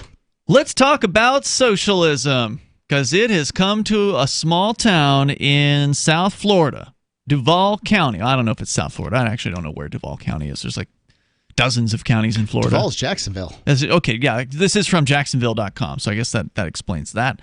I've actually never been to that part of Florida. I'm from Florida originally, but it's a big state. So right. Well, California. Chuckles in California. It's okay. I've never been to all the islands of Hawaii. So there you go. There aren't many who have. The town in southwestern Duval County lost its sole full-service grocery store when a company called IGA closed a year ago. So Mayor Sean Lynch and the town council decided to become grocers. What's the name of the town? Baldwin. Baldwin, okay. Yeah. So they decided to become grocers and reopen the former IGA store. The property had been owned by the town, in order to provide fresh food for its residents. Doing good for the community. Well, it doesn't sound like a bad thing. I mean, on its face, right? Like selling groceries, there's nothing wrong with that. Sure. But government-run things tend to really be bad. Now, it may not be bad day one, but what's going to happen on, day 180 if it even makes it that far? That's actually kind of my fear. I mean, we can get into it. Oh, we're going to get into it. So when the Baldwin is a tiny place. Yep, 1,500 people, it says here in this story. Wow. And way out of Jacksonville. I mean, if you got to go into Jacksonville for food, you're going to be sorry. When the IGA closed a year ago, leaving the town of about 1,500 people with no grocery, Mayor Sean Lynch and the town council tried to find a replacement. There were no takers. The big box chain said the 10,000 square foot IGA space was too small, and mom and pop type merchants said it was too big. Meanwhile, residents had to drive 10 miles to McClenny or 20 miles to Jacksonville in order to buy 10 miles. fresh Well, food. McClenny looks even worse. But yes, I drive 10 miles to go to the grocery store. It doesn't seem like that big of a deal. No. Many of the town's seniors and poor residents were unable to make the trip. Oh. Baldwin in southwestern... There they were, starving to death. In 10 miles from the nearest community's grocer. Well, now, to be clear, it happened a year ago, so obviously those people didn't starve to death, right? No, they didn't. Like, somebody brought them some food from somewhere. Or they went and got it, or whatever. Well, they're saying some people are crippled or whatever, but somebody's going to bring it to There them. are services for those people. Exactly. Charitable services for those people.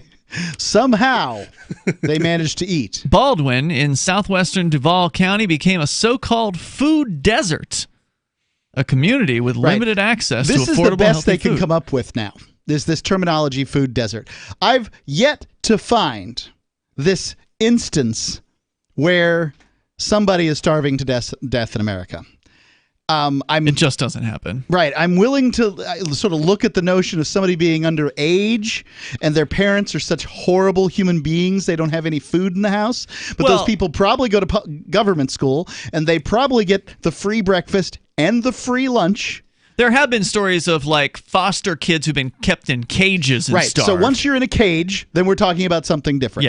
Yeah. I mean, at this point, it's I mean, that's basically But it. for anybody who has mobility, who's not being held hostage somewhere, you can get food in the United States. There's food kitchens. There was that story of this couple that had a whole bunch of kids that were feeding them very little, and that the 29-year-old girls were 4.5 feet tall and 80 pounds or something. I don't remember exactly what it was, but there's a few instances out there, but it doesn't have anything to do with food distribution. No.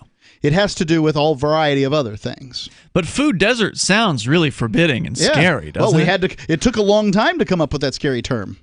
So they say that it's a food desert, they say, is a community with limited access to affordable, healthy food.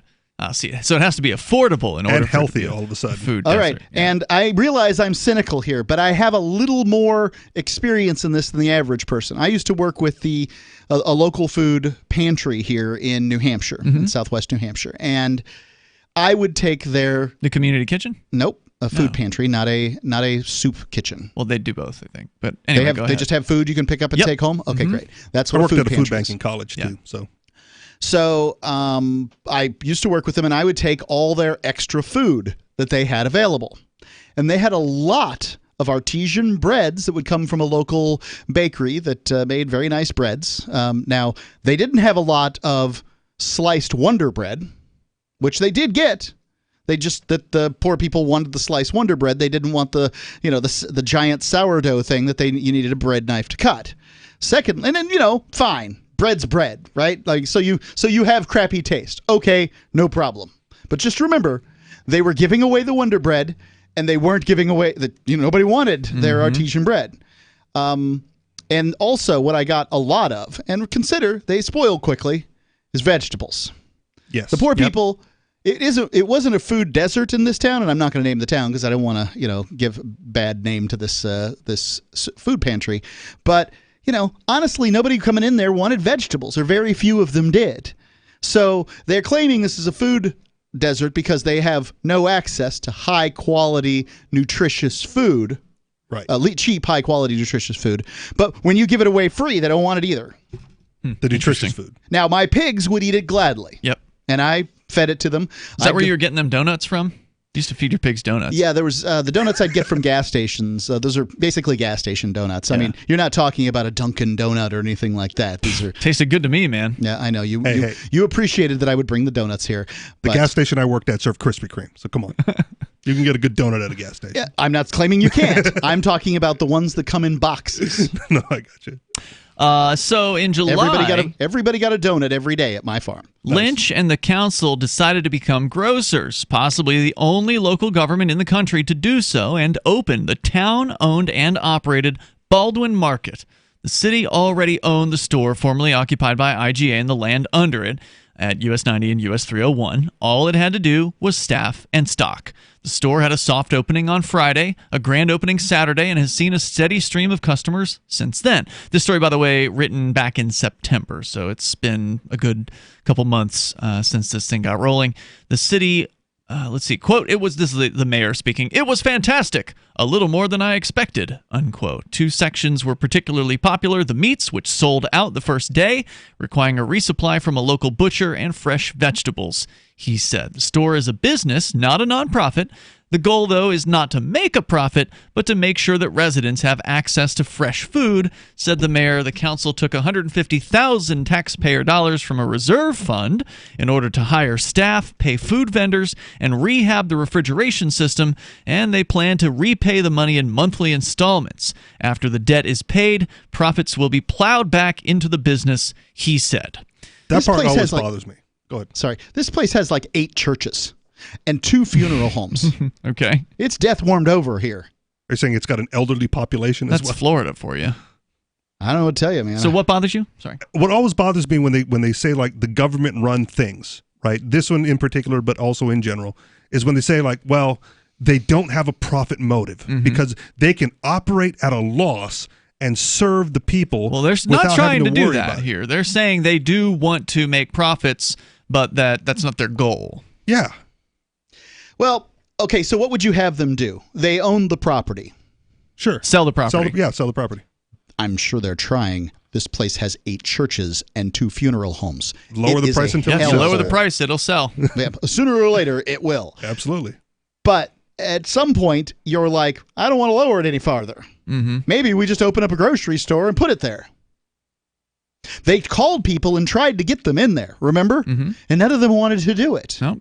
Maybe they didn't like the terms of the lease because the grocery store wasn't going to own the property. Maybe not. The building and the land was going to remain owned by the city or municipality. Or maybe the grocers were like, yeah, if IGA couldn't make it, we're not going to try. Yeah. And going elsewhere. I mean, these businesses like this are very choosy as far as their locations are concerned. If for-profit organizations like IGA and whatever are saying like, we couldn't make a profit here, right? And we don't think we can make a profit here. You're going to put the state in charge or the municipality in charge, and they're going to somehow turn it around? Make it work? No, of course not. The toll-free number here, 855-450-FREE, like freedom. So there's more to talk about with this story, and if you want to share your thoughts, you can. How long will this government-run store last? Will they be running in the red? Are they already? More coming up. Free Talk Live. Does your dog itch, scratch, stink, or shed like crazy? Come to Dynavite for help.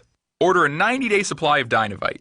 Pick up 2 bottles of Lico Chops, get the 3rd bottle free. New improved Lico Chops with Omega-6, Omega-3, Vitamin E, and now 6 extra direct-fed microbials. Even better for the digestive tract and immune system. And dogs love it. Try Lico Chops. Buy 2, get 1 free. This is Henry Lukasevic for Dynavite. DINOVITE.com. Anarchapulco is the world's foremost conference for voluntarists, thinkers, and activists, held in beautiful Acapulco, Mexico. Share ideas on how to live free and escape the clutches of the state. Their unparalleled lineup of speakers will discuss entrepreneurship, investments, politics, philosophy, health, sustainability, lifestyles, and personal relationships. Stay in a world-class resort and enjoy the sun and beaches. February the 13th through the 16th, visit anarchapulco.com for early bird pricing and 10% off with coupon code FTL. Bitcoin.com has launched a trading platform at local.bitcoin.com, allowing you to buy or sell Bitcoin Cash via dozens of payment methods like PayPal, Venmo, bank deposit, remittances, or meeting in person with cash. There are no ID requirements to sign up for and use the site, and all communications between buyers and sellers are encrypted. Finally, a global trading platform that respects your privacy. Visit local.bitcoin.com to get started trading Bitcoin Cash. Local.bitcoin.com. Do you want to join the ultra wealthy by using a 160-year-old investing program that is no longer exclusive? Keep your funds fluid and 100% tax-free for you or your heirs with no contribution limits and without ever losing your principal with Fortune DNA. Learn how to avoid the volatility of the market and put certainty back into your investing future. Join us now at dna.freetalklive.com to watch the free pre-recorded webinar. Watch now at dna.freetalklive.com. Hi, I'm Derek J. To me, an activist's calling is to actively work to advance a cause. The cause for which I work is personal freedom. I believe my life is best when I engage in voluntary interactions and self-government.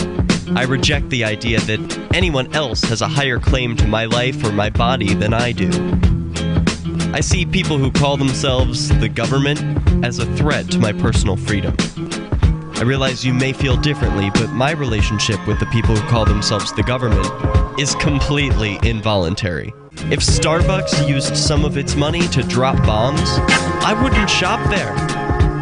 So why would I support the American empire? The empire does not require my consent. Derek J's Victimless Crime Spree.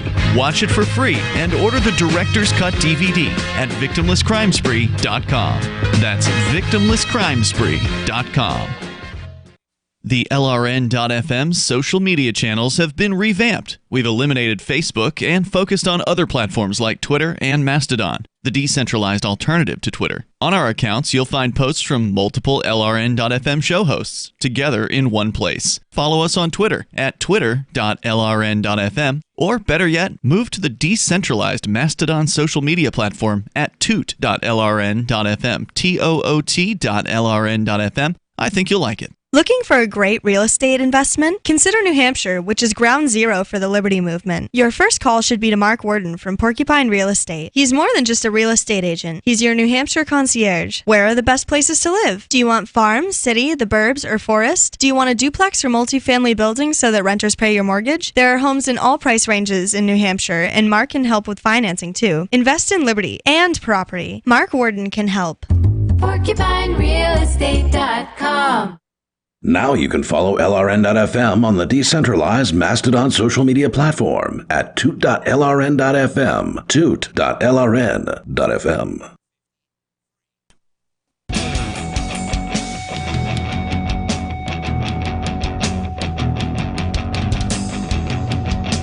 This is Free Talk Live.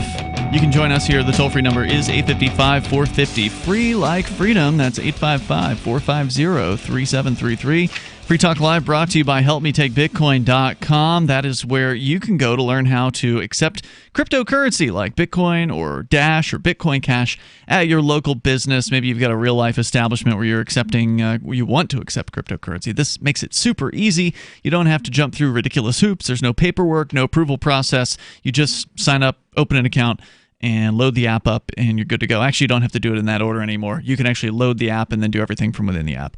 There's an app for iOS and Android now. Go to helpmetakebitcoin.com to learn more about AnyPay and the good work they're doing over there. And I got to apologize to Gene, the Christian anarchist. I spaced out. He's been sitting patiently waiting here on the Discord server. Go ahead, Gene. Hey, before I get started, I'd like to say hi to the best-looking one in the room, and no, it isn't you, Mark. Hi, Richie. Oh, is it really me, or is it Jazzy on the ground? Jazzy over there. Jazzy. There you It's go. got to be Jazzy. She You know can't that. hear you. If but, you go to cam.freetalklive.com, you too can see the studio beast. I think she's napping, or is her, her eyes are open right okay, now. I can't really tell. I'm talking about her. Yeah. Yep. So anyway, called about Hong Kong as an update to the elections. Now, as an anarchist, I don't put a lot of stock in elections, but this election is slightly different because it really broke all records, number one, and it slapped Beijing very hard in the face. They have got some egg on their face today. These elections that they have in Hong Kong, you know, Beijing controls most all of the offices in Hong Kong. There's just these little tiny district offices that the people are still allowed to vote on. There's like 440 of these little district areas, so they can't be more than a few blocks each. But nobody wanted these offices for many years, and so a lot of the pro-Beijing people wound up getting money from Beijing and taking those little positions. But because of all of the protests that have been going on for 6 months in Hong Kong against Beijing breaking their agreement to basically leave Hong Kong hands off for 50 years, every single seat had a pro-liberty or they call them a pro-democracy candidate. But if you really talk to these people, they don't want if you were to explain it to them, they would agree that what they want is liberty, not democracy. But they're called pro-democracy candidates, as opposed to the pro-Beijing candidates.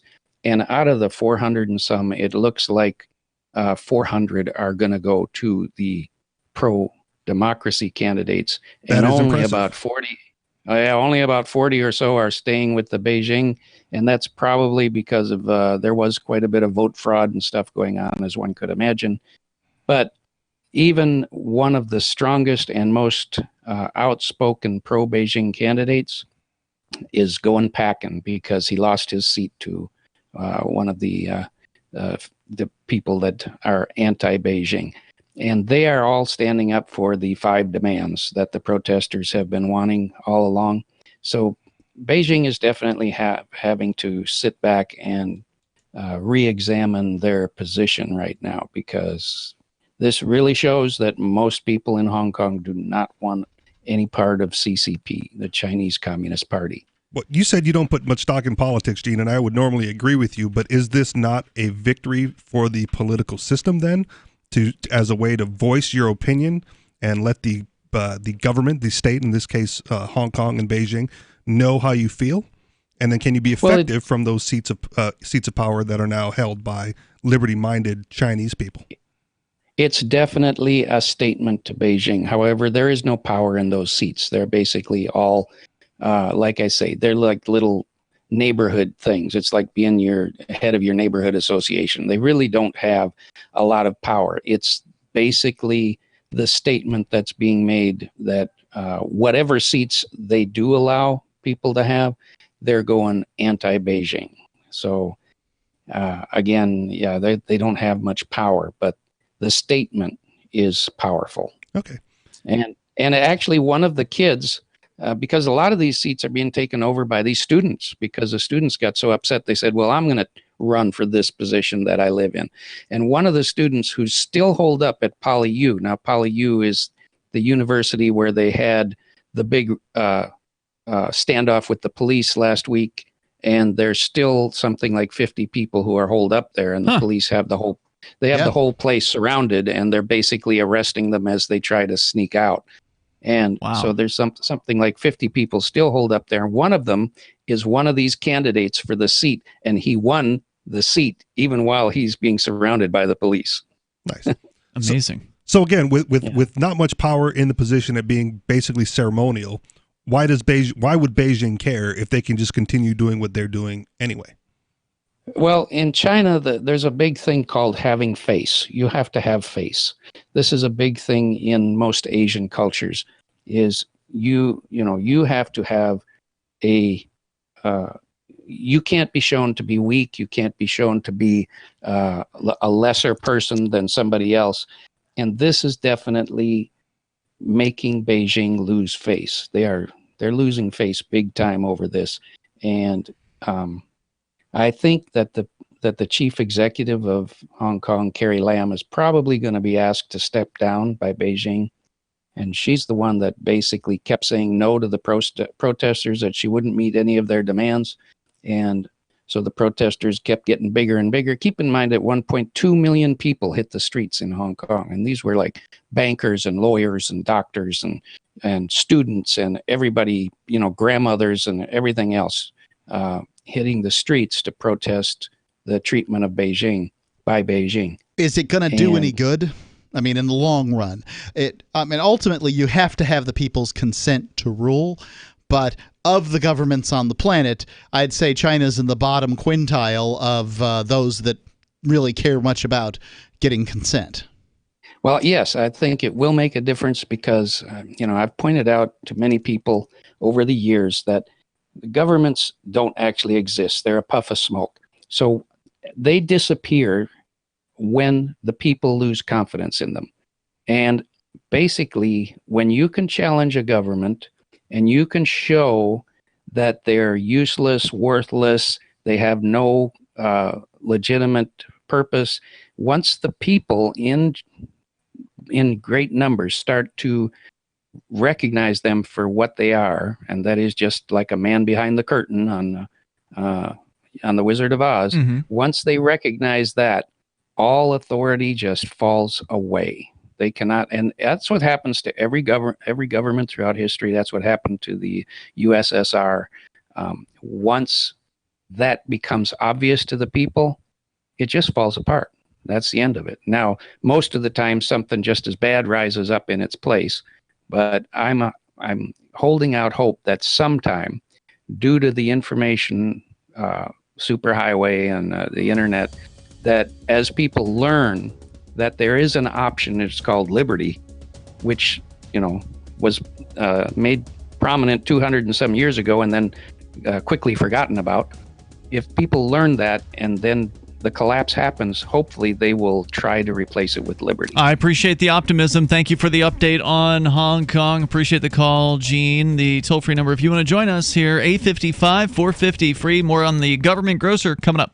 I can definitely say that I have found the best cryptocurrency wallet. Certainly the best named one. I'm Mark Edge, and I love the Edge wallet. I've been using it for the last few months. You can buy, sell, trade, and hold your cryptocurrency securely. I trust my holdings of all the major cryptocurrencies to Edge wallet, and you should too. No long phrases to memorize, just a username and password. Secure your freedom with Edge wallet. Get it now on Apple or Android in the App Store or at edge.app. The next generation wallet is coming from Divvy. In just a few taps, you'll be able to send, earn, spend, and exchange digital money in seconds. Send money around the globe with only a swipe. Instantly exchange between Divvy, Bitcoin, and fiat right in the mobile app and withdraw directly to your bank account. Divvy already offers the first one-tap solution for earning passive income with crypto. Multi-tiered masternodes allow everyone to partake in the network. Visit DivvyProject.org. DivvyProject.org. This is a special alert for business owners, consultants, coaches, folks planning retirement, entrepreneurs, and anyone who is saving and investing to build a financial future. You are likely aware that financial privacy for most people has recently died a miserable death. And let's face it, without privacy, there really is no security, is there? Bankrupt governments and banks on the verge of collapse are perhaps the biggest threat to your financial future today. The Lighthouse Law Club recognizes this and has been working diligently to provide safe, secure, and productive tools to ensure your privacy, your financial security, and your future financial well-being, despite the catastrophes which many people fear are looming ahead of us. Find out more with a variety of free videos on the YouTube channel for Lighthouse Law Club. Just search YouTube for Lighthouse Law Club and secure your future today. Are you tired of governments murdering people around the world? Stop using their money. There is an alternative. Bitcoin is a stateless free market non-political currency. Bitcoin cannot be inflated or controlled by any government. By using their money, you are helping the state. Stop doing it. You have an incredible alternative available now. Learn it, use it, spread it. Get started with Bitcoin at bitcoin.com. That's bitcoin.com. Some of you asked, and now we've delivered. LRN.FM's live Keene, New Hampshire studio shows are now streamed in HD on Twitch. Visit our channel at twitch.lrn.fm and give it a follow. If you have Amazon Prime, you get one free subscription on Twitch. If you use it on our channel, Twitch will give LRN.FM a monthly piece of your Prime subscription cost. So please watch, follow, share, and subscribe to twitch.lrn.fm. That's twitch.lrn.fm. On Free Talk Live, we're bringing people to the ideas of liberty every day. From wrestling superstars like Glenn Jacobs. You guys really are having an impact, I believe. Like I said, a lot of where I am now is due to listening to Free Talk Live. You changed my mind on some very important issues years ago. To random people tuning in on the radio. I was kind of stuck in the left-right paradigm. I heard your show by chance on a Saturday night. From there, I went on, joined the Free State Project, and become an amplifier. So, I mean, that's really the reason why I amp is because I know that if it wasn't for you guys being on as many stations as you are, I never would have found the ideas of liberty. Your amp will directly change more lives by getting Free Talk Live in front of people looking for talk radio online and on the air. When you amp Free Talk Live, you get perks like access to the AMP-only Facebook group and AMP podcast. Visit amp.freetalklive.com. This is the Liberty Radio Network, broadcasting the latest liberty-oriented audio content 24 hours a day at LRN.FM.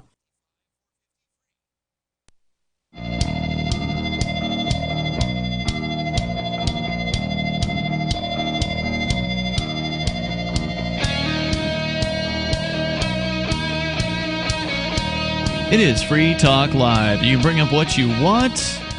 The toll-free number here, 855-450-FREE like freedom. That's 855-450-3733. We have the Discord on-air call-in line rooms over at discord.lrn.fm. Whether you want to comment on Hong Kong or the Baldwin Market, the new government-run grocery store in Little Town in Florida.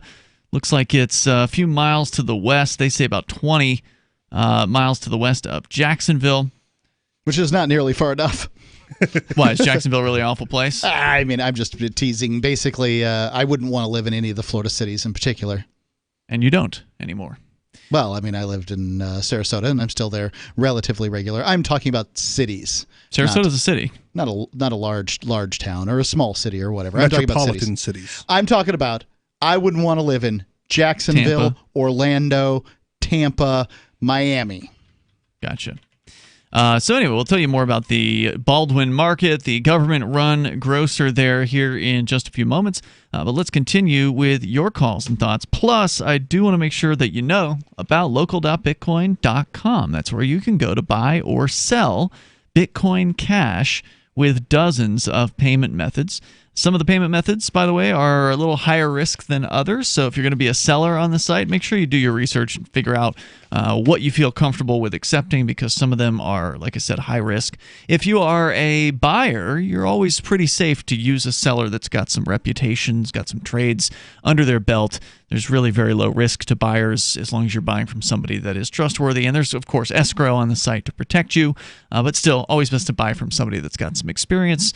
And you can go to local.bitcoin.com to get started there. And there's no ID requirements to sign up for or use the site, which is a pretty big deal. It really sets them apart from their competition, because a lot of the other sites like them, they want to know who you are, they want to know where you're from, they want to have your ID on file. Local.bitcoin.com does not even have a place for you to upload your ID to the site itself. Now, individual sellers may require ID, and that just depends. So you have to get on the site and check it out. Local.bitcoin.com. As we go to your calls and thoughts, Robert is in South Carolina listening to WTMA in Charleston. Hello, Robert. Hello, sir. How are you this evening? Hey, good. What's on your mind tonight? Well, I heard about that store that you mentioned in Baldwin in Florida. Yeah. And, there are a lot of things that they could do to promote business. For example, there are a lot of things, and most of the stores in America are pretty bland when it comes to the selection. They don't have a good selection of Japanese shadow green teas. As a matter of fact, they normally don't have any. They could, for example, sell Tenkaichi or Kabusu cha or Sencha.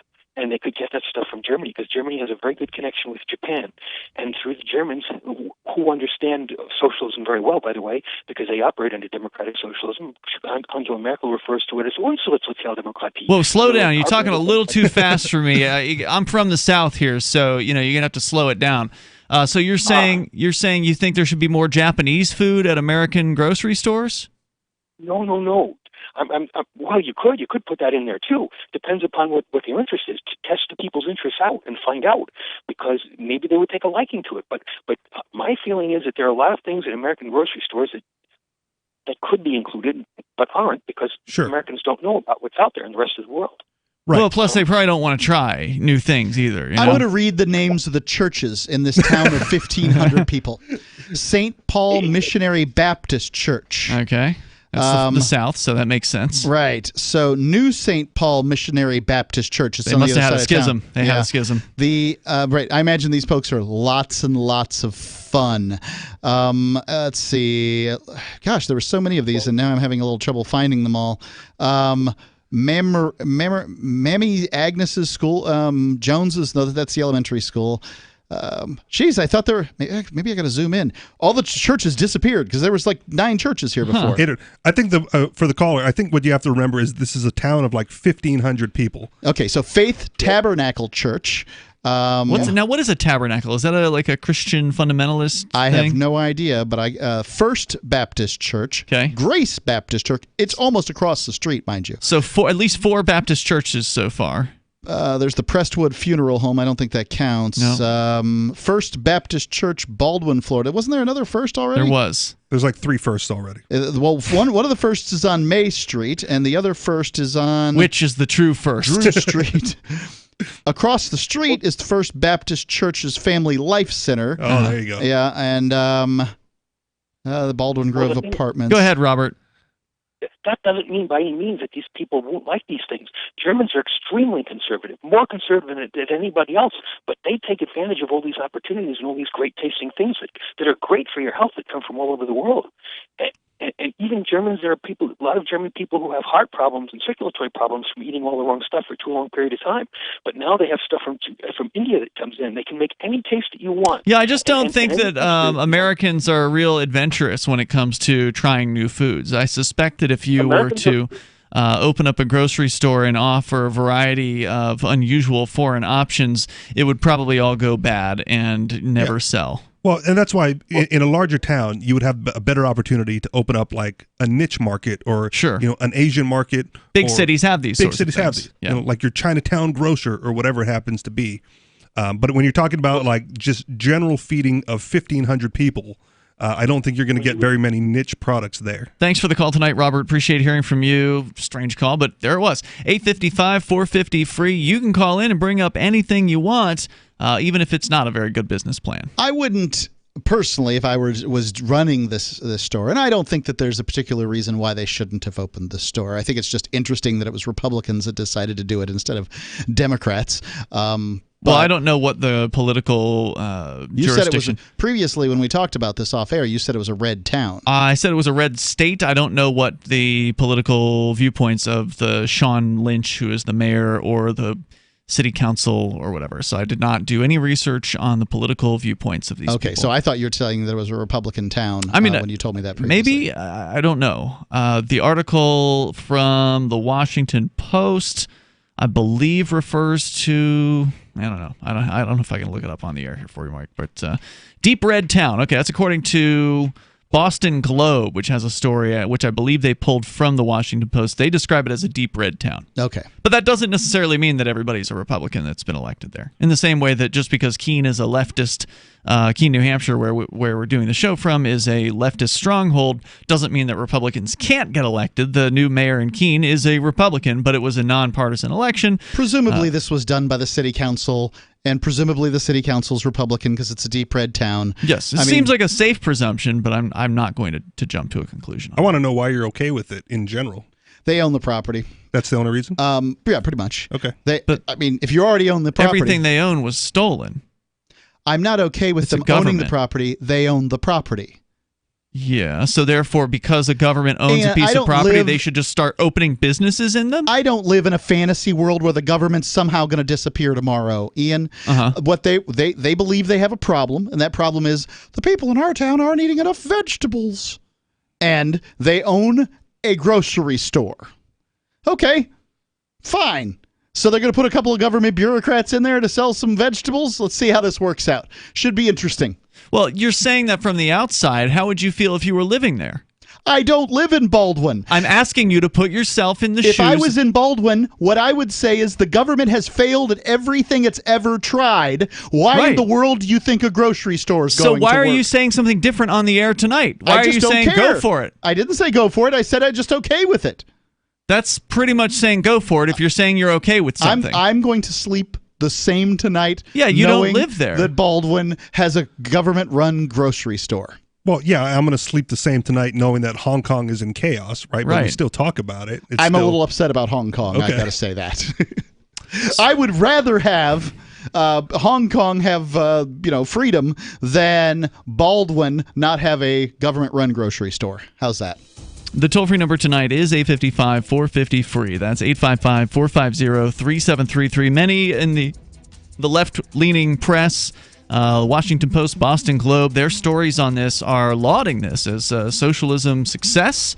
How can it be a success? They haven't done it for a period of time. They already ran out of meat. The first day.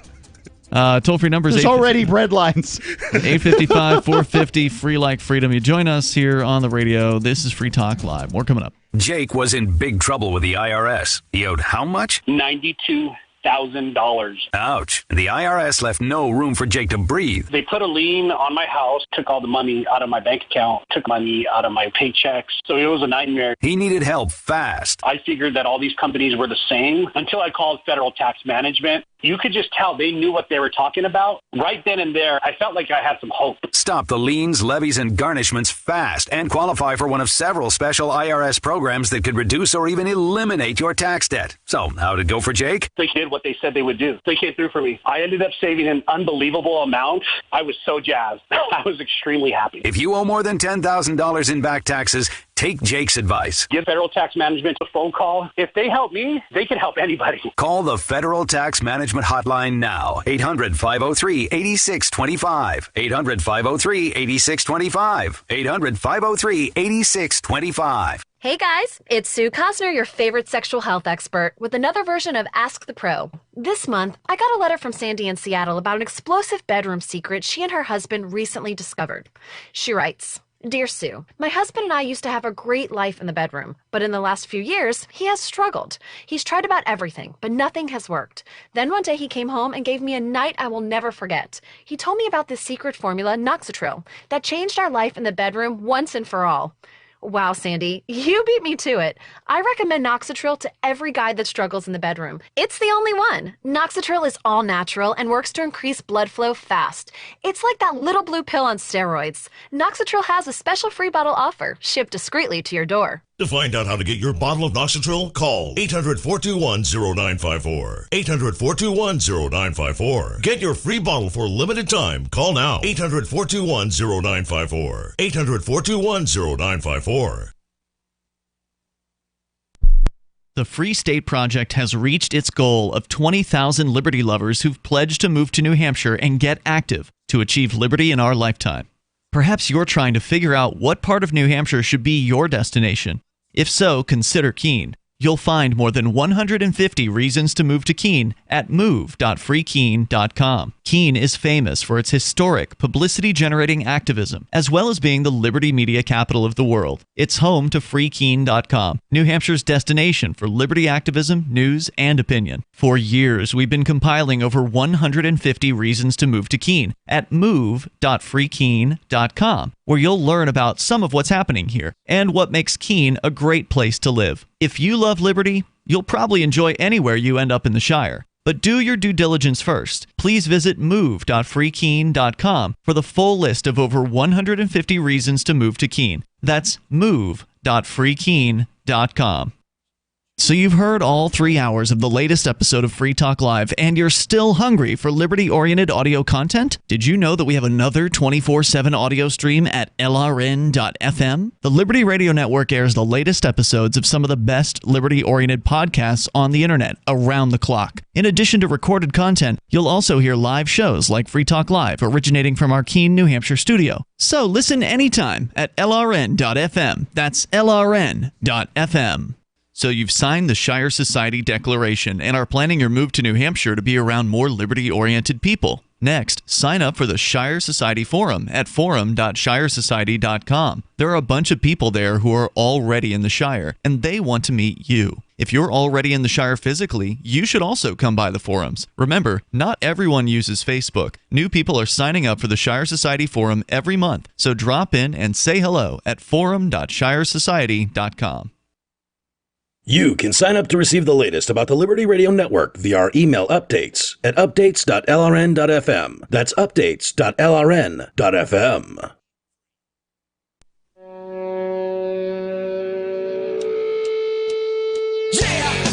It is Free Talk Live. You are invited to join us here. The toll-free number is 855-450-FREE. That's 855-450-3733. And in the studio with you tonight, it's Ian. Richie Rich. And Mark. I love Balance of Nature's fruit and veggie capsules. I think these are wonderful because if you take 3 fruit capsules and 3 veggie capsules, you get 10 servings of fruits and vegetables. And well, that's a pretty good day. We were just talking here about this town in Baldwin, Florida, that's concerned that they live in a food desert. Well, Balance of Nature will deliver there too.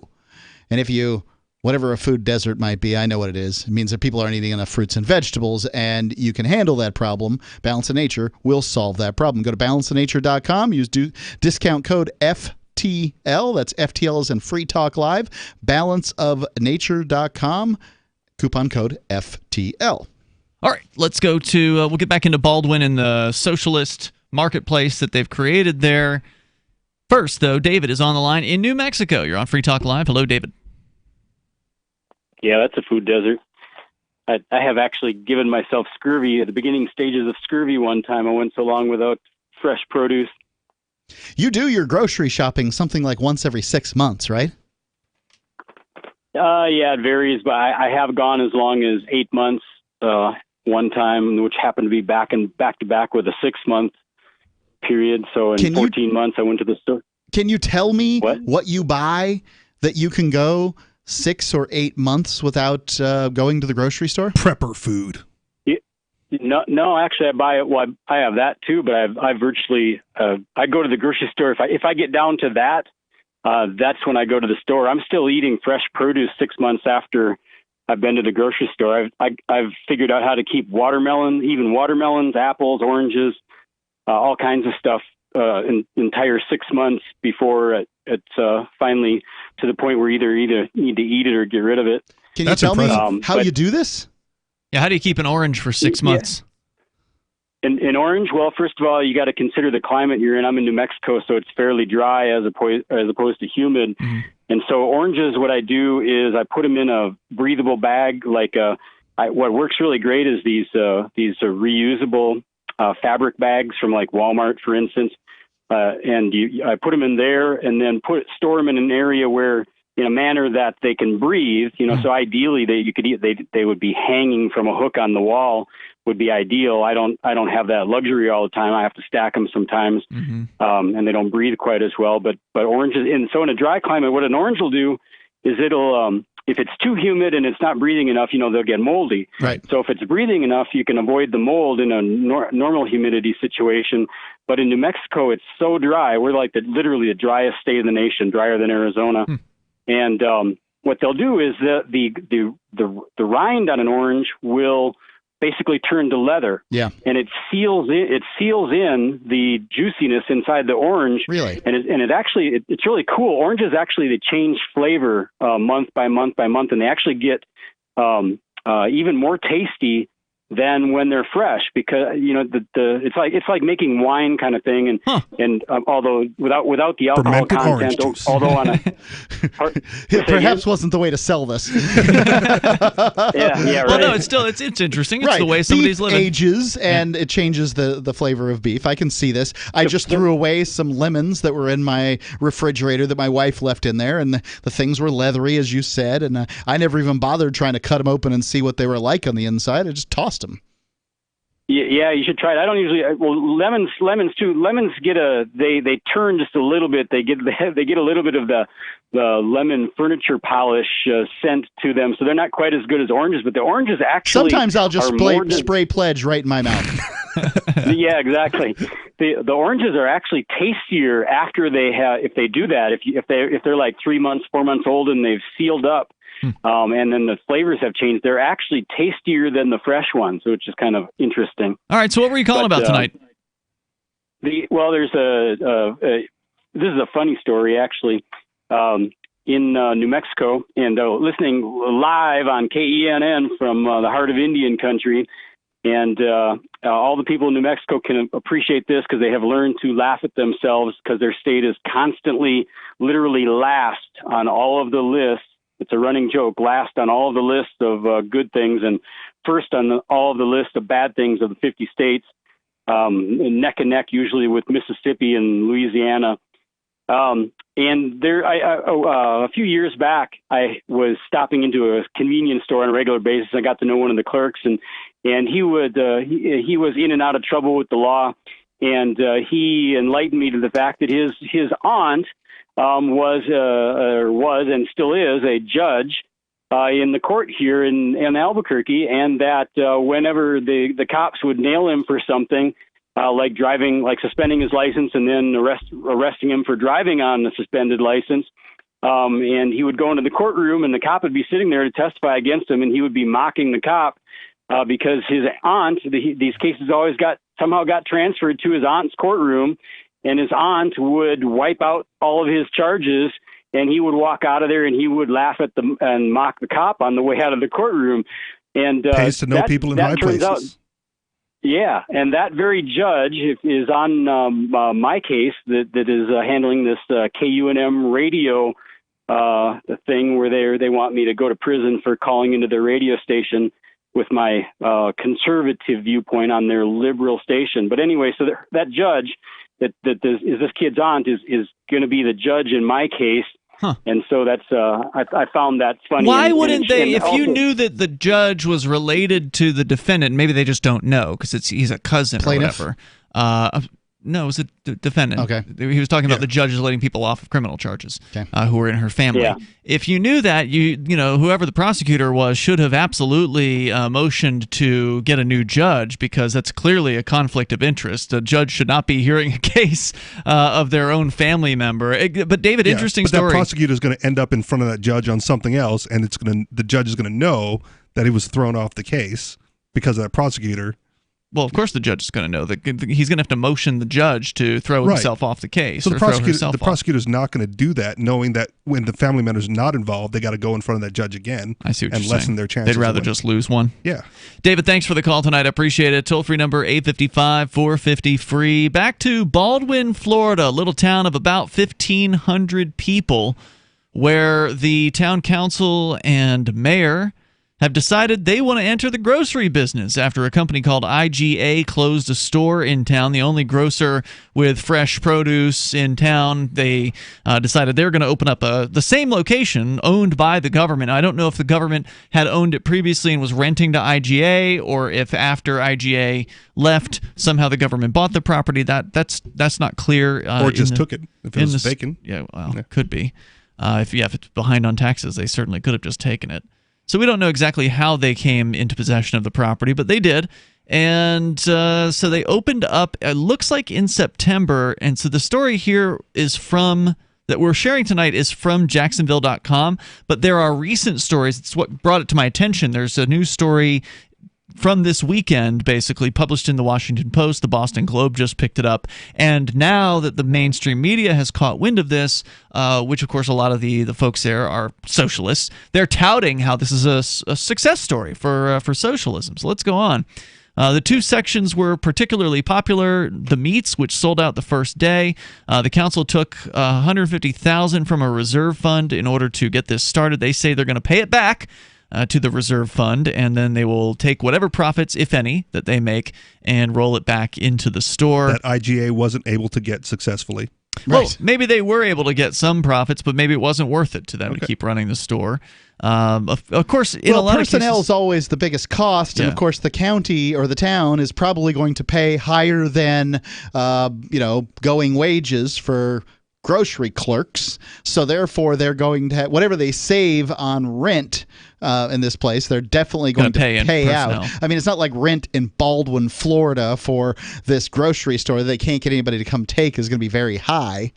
The town mayor, Sean Lynch, said everybody wanted it. It was important to the local people, he said. A food desert is an urban area where at least 500 residents, or at least a third of the population, live at least a mile away from a full-service grocery store or a market that sells fruits, vegetables, and fresh meat. A mile is the criteria. Mile. A whole mile? It's a desert. Like, that's even more ridiculous than the 10 miles. Yeah. Like, 10 miles, I wouldn't even consider that far to go. I would be curious if you showed a map of areas that are food deserts. It's got to be a lot of them, according to that definition. I would think that, what is the color of the not food desert? What color would we make that? It's a food desert color. What color is that? Not food desert, I would say green. Food desert would probably be brown. Brown, okay. There you go. The whole darn country would be brown.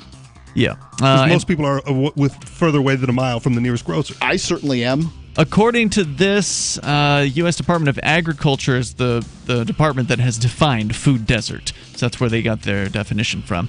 We'll tell you more about what's going on in Baldwin, Florida, where the government there, the town government, is running a grocery store. This is Free Talk Live, Hour 3 next. Business owners, you want more customers? Accept cryptocurrencies. There's people all around you just waiting to spend money at your store. If only you would take it. I know, you've been waiting till someone else makes it easy. Well, good news. HelpMeTakeBitcoin.com adds Bitcoin to your point of sale. Totally free. Use the same equipment you already have, now with Bitcoin. And unlike credit cards, there's no fees. Let the guys at HelpMeTakeBitcoin.com bring new customers to your store. HelpMeTakeBitcoin.com. Bitcoin.com has launched a trading platform at local.bitcoin.com, allowing you to buy or sell Bitcoin Cash via dozens of payment methods like PayPal, Venmo, bank deposit, remittances, or meeting in person with cash. There are no ID requirements to sign up for and use the site, and all communications between buyers and sellers are encrypted. Finally, a global trading platform that respects your privacy. Visit local.bitcoin.com to get started trading Bitcoin Cash. local.bitcoin.com. The new 4th edition of Healing Our World, The Compassion of Libertarianism, will take your understanding of liberty to a deeper level and has over 1,300 updated references, new cartoons, and a foreword by Dr. Ron Paul. With discounts for multiple book purchases, the 4th edition of Healing Our World is a great gift for the liberals, pragmatists, environmentalists, and Christians in your life who think libertarianism is cold-hearted. Get yours today at healing.freetalklive.com and use promo code FTL for a $5 discount. If you want to know the latest about Free Talk Live before we go on the air, all you need to decide is how you want it delivered. It's your choice. Visit news.freetalklive.com to receive our usually weekly news updates by email. Plus, we have a Twitter account at twitter.freetalklive.com, and you can follow us on the decentralized Mastodon platform at toot.freetalklive.com. So please follow us at toot.freetalklive.com and sign up for our emails at news.freetalklive.com. You're listening to the live edition of Free Talk Live. Hour number 3 is next after the news here on the Liberty Radio Network at LRN.FM. This is the Liberty Beat, your daily source for liberty news and activist updates. Produced in partnership with SNLS News and listeners like you. Online at libertybeat.news and snls.news. I'm Mick Murrow with your latest edition of the Liberty Beat.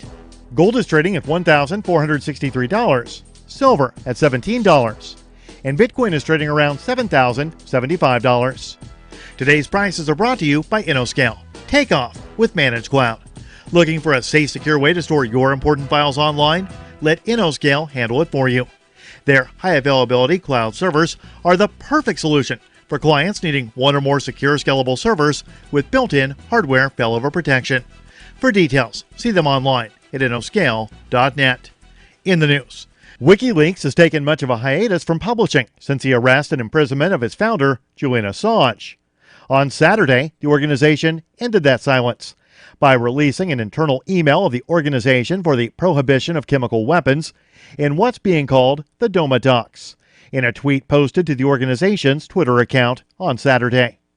The email pertains to the alleged chemical attack in Doma, Syria, on April 7, 2018. WikiLeaks writes the team found much of the physical evidence, including the bodies of the deceased, was no longer available. It was alleged that 49 had died and up to 650 had been seriously affected by a weaponized chemical gas released in a specific area of rebel-held Doma on that day in April. The whistleblower told WikiLeaks the misrepresentation was achieved by omission of key facts, which introduces a bias that undermines the credibility of the report. The Liberty Beat is sponsored in part by Brave Botanicals. High-quality kratom and CBD at reasonable prices with excellent customer service. Brave Botanicals is activist-owned and mission-driven and believes so strongly in the power of kratom, they're giving it away for free. Just go to freeounceofkratom.com for a free ounce of kratom delivered to your door. Just pay shipping. That's freeounceofkratom.com. This is the latest edition of the Liberty Beat. Find us online at libertybeat.news and snls.news. Your news now continues. Corn is usually harvested in the Midwest before it's sent south to be exported, according to Bloomberg. But because farmers in the East, hurt by a springtime deluge, are holding back on supplies in hope of higher prices, the commodities price has been pushed higher than the futures market in the East, while it remains lower than the futures market in the West. It's a phenomenon known as basis arbitrage. Activist Post reports the spread on the arbitrage isn't yet large enough to move large amounts of grain, but it doesn't take much for that to change. That's according to Pat Bowe, Chief Executive Officer at U.S. crop handler Andersons, Inc. A $28 billion government bailout has helped growers with their falling income due to the ongoing trade war. But getting farmers to sell crops remains difficult. Corn prices have been under pressure after crops survived a record spring rain better than expected. Large corn bases for the season have also hurt export earnings, as outstanding sales for U.S. corn exports so far in the 2019-2020 season are trailing the year earlier pace by 32%, according to government data. One of the biggest problems with exploring the furthest reaches of space is the sheer timescale involved. Without a breakthrough in physics that would allow human beings to enter a state of suspended animation, it would not be possible. But now, that's changed. The Mind Unleashed reports that it looks like doctors have made progress with actually freezing and reviving human beings. Samuel Tischerman, a professor at the University of Maryland School of Medicine, has led a team that has actually put a human being into suspended animation. Tischerman told New Scientist that he replaced a human's blood with ice-cold saline solution. The patient was then removed from the cooling system and taken to an operating theater for a 2-hour surgical procedure, before having their blood restored and their body warmed back up to its normal temperature. Support for the Liberty Beat comes from the Conscious Resistance Network, featuring videos, news reports, and articles from a spiritual anarchist perspective. Experience the Conscious Resistance at theconsciousresistance.com. How would you like to have your business featured on the Liberty Beat? You can just send an email to libertybeat@snls.news for details. This is the Liberty Beat, produced in partnership with SNLS News and listeners like you. The Liberty Beat is online at libertybeat.news and snls.news. I'm Mick Murrow, reporting for the Liberty Beat, reminding you, spread liberty with a smile.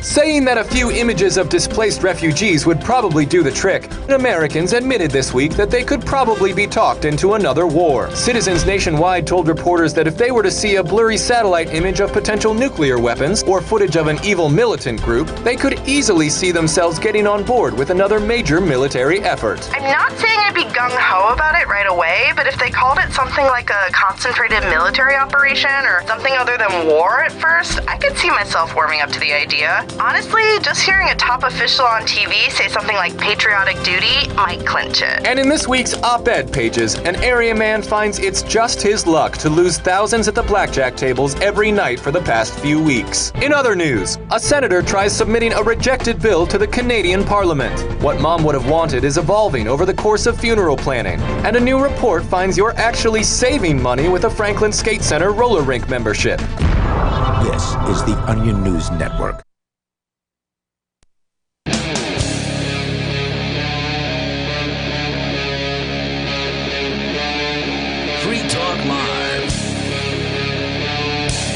Hey, it's Free Talk Live. You can join us here. The toll-free number is 855-450-FREE as we launch into the third hour of the program, talking about a government-run grocery store. A lot of the mainstream media publications like the Washington Post, Boston Globe are touting this as a socialist success story. Now, of course, it's only been open for 2 months. And they're probably going to be right. At this point. You think it's going to be a success? Well, this is what I was saying earlier, or trying to say earlier, is it's going to be touted as a success for a couple of reasons. Number one, it's the only socialist grocery store around right now. In the U.S. In the U.S., which means it's surrounded by all the capital that goes around it. And it's government run. So when it starts to fail, right, they'll just siphon off capital from something else and funnel it to the grocery store to keep it running, because they have to keep it running because it's the only one that serves this small little niche So it'll community. look bad if it fails. Right? And that's the other thing, right? And then when it's successful, because of all this, other funds siphoned off to keep it afloat, because there's a lot of capital surrounding it, they will tout it as the socialist success story on how governments can run grocery stores, ignoring the fact that it's supplemented by everything surrounding it and not actually operating as socialist on its own. If somebody was to ask whomever wrote these articles, these articles praising and lauding this government grocery store, if someone was to ask them, are the government school systems a success? Likely the people who wrote them would say yes. Oh, we have to have the government school. How are the poor kids going to learn? They would say, that's how I got my education. I can read and write. Yeah, absolutely. Lots of people who graduate from government schools can read and write. As a matter of fact, 60% in some areas and 80% in others. But on average, government school graduates are, 19% of them are functionally illiterate. I want to go to the phones here. We can talk more about this grocer adventure in grocery socialism here, but let's go to Tatiana calling from New York, listening online. Go ahead, Tatiana. Hello. Hi. So I was looking at the city council meeting minutes that they posted online, and it looks like in April is when the Mayor Lynch, first brought it up and was saying that there was going to be a workshop, I guess, after this meeting to talk more about the details of it. And then there's a city council meeting in June where they approve, hey, we're going to do it. But in April, they said they're going to use money from the enterprise fund to operate it, which I think is super vague. A little annoyed that no one said, hey, what the heck is the enterprise fund? But whatever. It mentions here in the story that it was $150,000 taxpayer dollars that they put towards this, that they got from some sort of a fund. It must have been the enterprise fund. Kind of a loan, because they said they're going to pay it back. They say they loaned it to themselves. Yeah, some sort of an emergency fund. Right. And so then in June, only like two questions are asked, one of which is it going to have, are they going to pay rent? And the mayor tells the lady who asked the question, no, the rent has been waived, which is weird to me since they apparently own the property. And well, why would they charge themselves rent? I mean, that doesn't make any sense. Exactly. And even if like I feel like waived, just the language there makes that weird to me. And then I'm also just kind of surprised that no one asked even more questions at the city council meeting, but maybe everyone went to this workshop. There are no notes from the workshop on the website, at least not that I could find. I'm surprised they even have a website with, given the size of this town, I'm surprised you're even able to find minutes online. There's a good chance that almost no one attended the council meeting. I mean, I don't know how many town council meetings you've gone to, but there's a very slim chance that anybody attended the council meeting. Well, usually the town council themselves will attend, but that's about it. Yeah, so I just kind of want to add that bit of detail that it was just kind of, I don't know, no one seemed to be worried or cautious about it. Everyone was kind of like, oh, you going to pay rent? Oh, no rent? Okay, well, it's fine, I guess. Well, the mayor claims in this story that everyone wanted this. Now, obviously, he's exaggerating, but that's what he said. Well, he might not even be exaggerating. It's a very small community. 1,500 people who have to travel, 10 miles out of the way to go to the grocery store may want one nearby. Yep. Right? Like, would you, if also, you had a choice, go ahead. Yeah. I live 2 blocks from my grocery store. I've never lived this close to one before. But now that I have, I can never move farther. Like, I can't move more than walking distance away from a grocery store. It's just so nice. It's so nice. You've lived in a food desert for all of your life until this point. Basically, I grew up in the suburbs. If you think about a community, all the cookie cutter houses. Yep. All of those are technically food deserts, and they aren't necessarily poor people living there. They're probably middle class people who can afford groceries. Yeah, at this point, if you are a mile from a grocery store, you're in a food desert. According to the Department of Agriculture. I am in a food desert. Right. So the only thing that I can walk to are other people's houses. What I'm suggesting is, given the choice, like at the council meeting, given the choice, if it's, do you guys want to have to keep going 10 miles to get your groceries, or do you want us to build a grocery store right here a mile from your house? Right. I can see a scenario where the majority, if not all, people go like, yeah, one a mile away is a lot more convenient. Let's do that instead. We are exactly 1 mile away from the nearest grocery store here. Food desert. But that's if you go by the roads. If you drew a straight line, it might be a little less than a mile. I'm sure it would. But then you'd have to cross a river. What about the co-op? You know what? Maybe we are closer. I don't know. Maybe it's about the same distance. I think it's about the same distance. Hey, Tatiana, thanks for sharing that detail with us about the council meeting. Anything else you want to get out there? No. Thanks, guys. Y'all have a good night. Hey, thanks for the call. There's more coming up here. Your calls are welcome. The toll-free number is 855-450-FREE. A little bit more here from the story, and this is the original piece on this from Jacksonville.com, not the Boston Globe or the Post, which is more all about socialism. Yay! This is just more kind of about the story. The Department of Agriculture, again, defines a food desert as where at least 500 residents, or at least a third of the population, live at least a mile away from a full-service grocery store or market that sells fruits, veggies, and fresh meat. According to the U.S. Department of Agriculture, nationwide, about 24 million people live in food deserts, and about 2.3 million people live in poor rural areas that are more than 10 miles from a supermarket. How many in a food desert? 24 million. Is that all? That's what they claim. I just can't believe that it's only 24 million people in a country of 350 million live more than 1 mile from a grocery store. That only that many live with further than a mile. I'm trying to do the math in my head. I don't think I've ever lived within maybe one time. I'm thinking about one place one time for about a year. Well, your current situation's pretty rural compared to other areas in state, too. Yeah, but I moved. From the place I lived 11 years before that is the equidistant from a grocery store, which is still well over 1 mile. The place that I lived before that was probably within a mile of a grocery store, but it would be close. Okay. And maybe not. And the place I lived before that was probably within the mile of a grocery store, but that was for a year. And then before that, certainly not. So, I mean, I've lived most of my life not apparently in a food desert, according to the government department of doesn't know crap. Department of Agriculture, according to the city's census tracts in Jacksonville, the nearest city to Baldwin, 40 of the city's 173 census tracts have been designated as food deserts, according to a consultant working within the city. So open up more socialist grocery stores to serve those communities. I've got to be a food desert consultant expert here shortly. Now we've created a new business. The National League of Cities has not researched government-run grocery stores, so they had no information about whether other U.S. cities have taken this approach to food deserts. According to their spokesbureaucrat, the Florida League of Cities University director said she was unaware of any other Florida towns having done so. This may be the first ever government-run, in the U.S. at least, food store. And of course, we know that in Venezuela and other places like that, governments have run grocers there, and there's some pretty horrible stories about That's the those thing. places. Those are generally socialist areas, right? And my point earlier was that this being not a socialist area per se, it'll look like the grocery store is successful because it can leech off the productivity of the surrounding areas to keep it going and to make it look successful when it's really not. Lynch said, as the mayor of the town, said research done by Baldwin resident Alice Sapp Bowen found Baldwin was alone in its approach. Bowen, who maintains the All About Baldwin Facebook page, wrote on a closed group page, quote, "The town owns and has taken the financial risk to provide us with an option." Now, is this the same thing as anybody else taking a financial risk? No, that's the point. Because they're not risking their money. They're risking money they've stolen from the people of Baldwin. Yeah. In order to do this. But the people want it, so then it's okay. Because if it fails, the only thing that happens to the mayor is he might lose his position.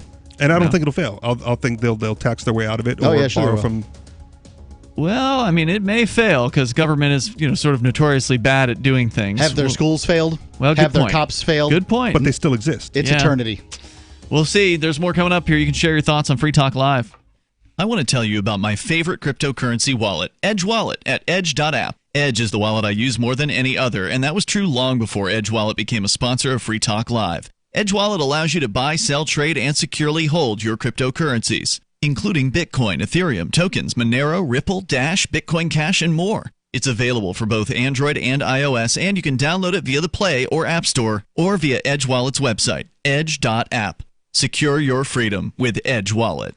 Have you heard of LibertyCon? LibertyCon is not only a convention with great speakers like Whole Foods CEO and co-founder John Mackey and Nobel Prize winner Vernon Smith, but it's also unique because you get a chance to network with more than 70 pro-liberty organizations, one-on-one for the purpose of career advancement, business, and internship opportunities. April 3rd through 5th in Washington, D.C. You can learn more by visiting libertycon.com and use code FTL for a $10 discount on your registration. That's libertycon.com.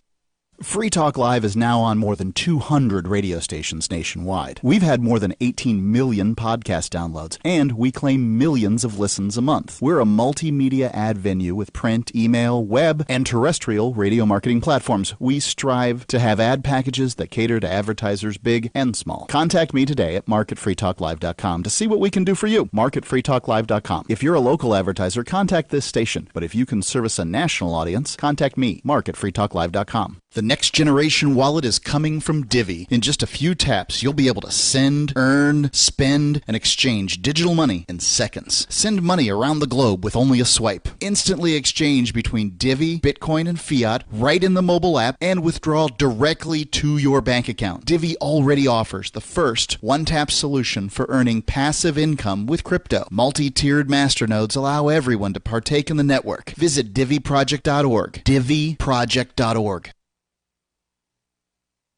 This is Michael Dean from the Freedom Fiends. I've run websites since 1996 and have used over a dozen web hosts in that time.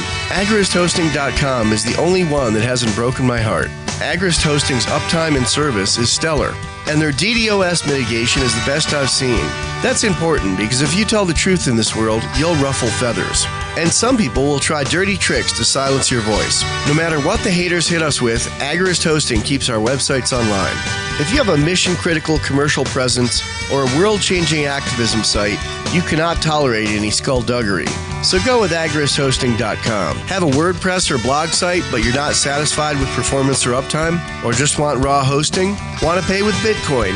Agrist Hosting specializes in high-performance hosting with personalized service.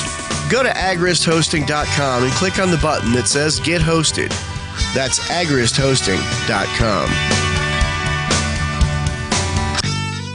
There are lots of ways to listen to Free Talk Live. Our podcast has been around since podcasts began, and now the FTL feed is loaded with content besides our full show archives. Did you know that we make it easy for you to customize your podcast subscriptions? We have different feeds, one that includes only our full shows, one with just the Daily Digest, and one with just the Edgington Post. You decide what you listen to. It's quick and easy to customize your feeds at feeds.freetalklive.com. That's feeds.freetalklive.com. Cell 411 is a free app for Android and iOS that replaces government-controlled 911.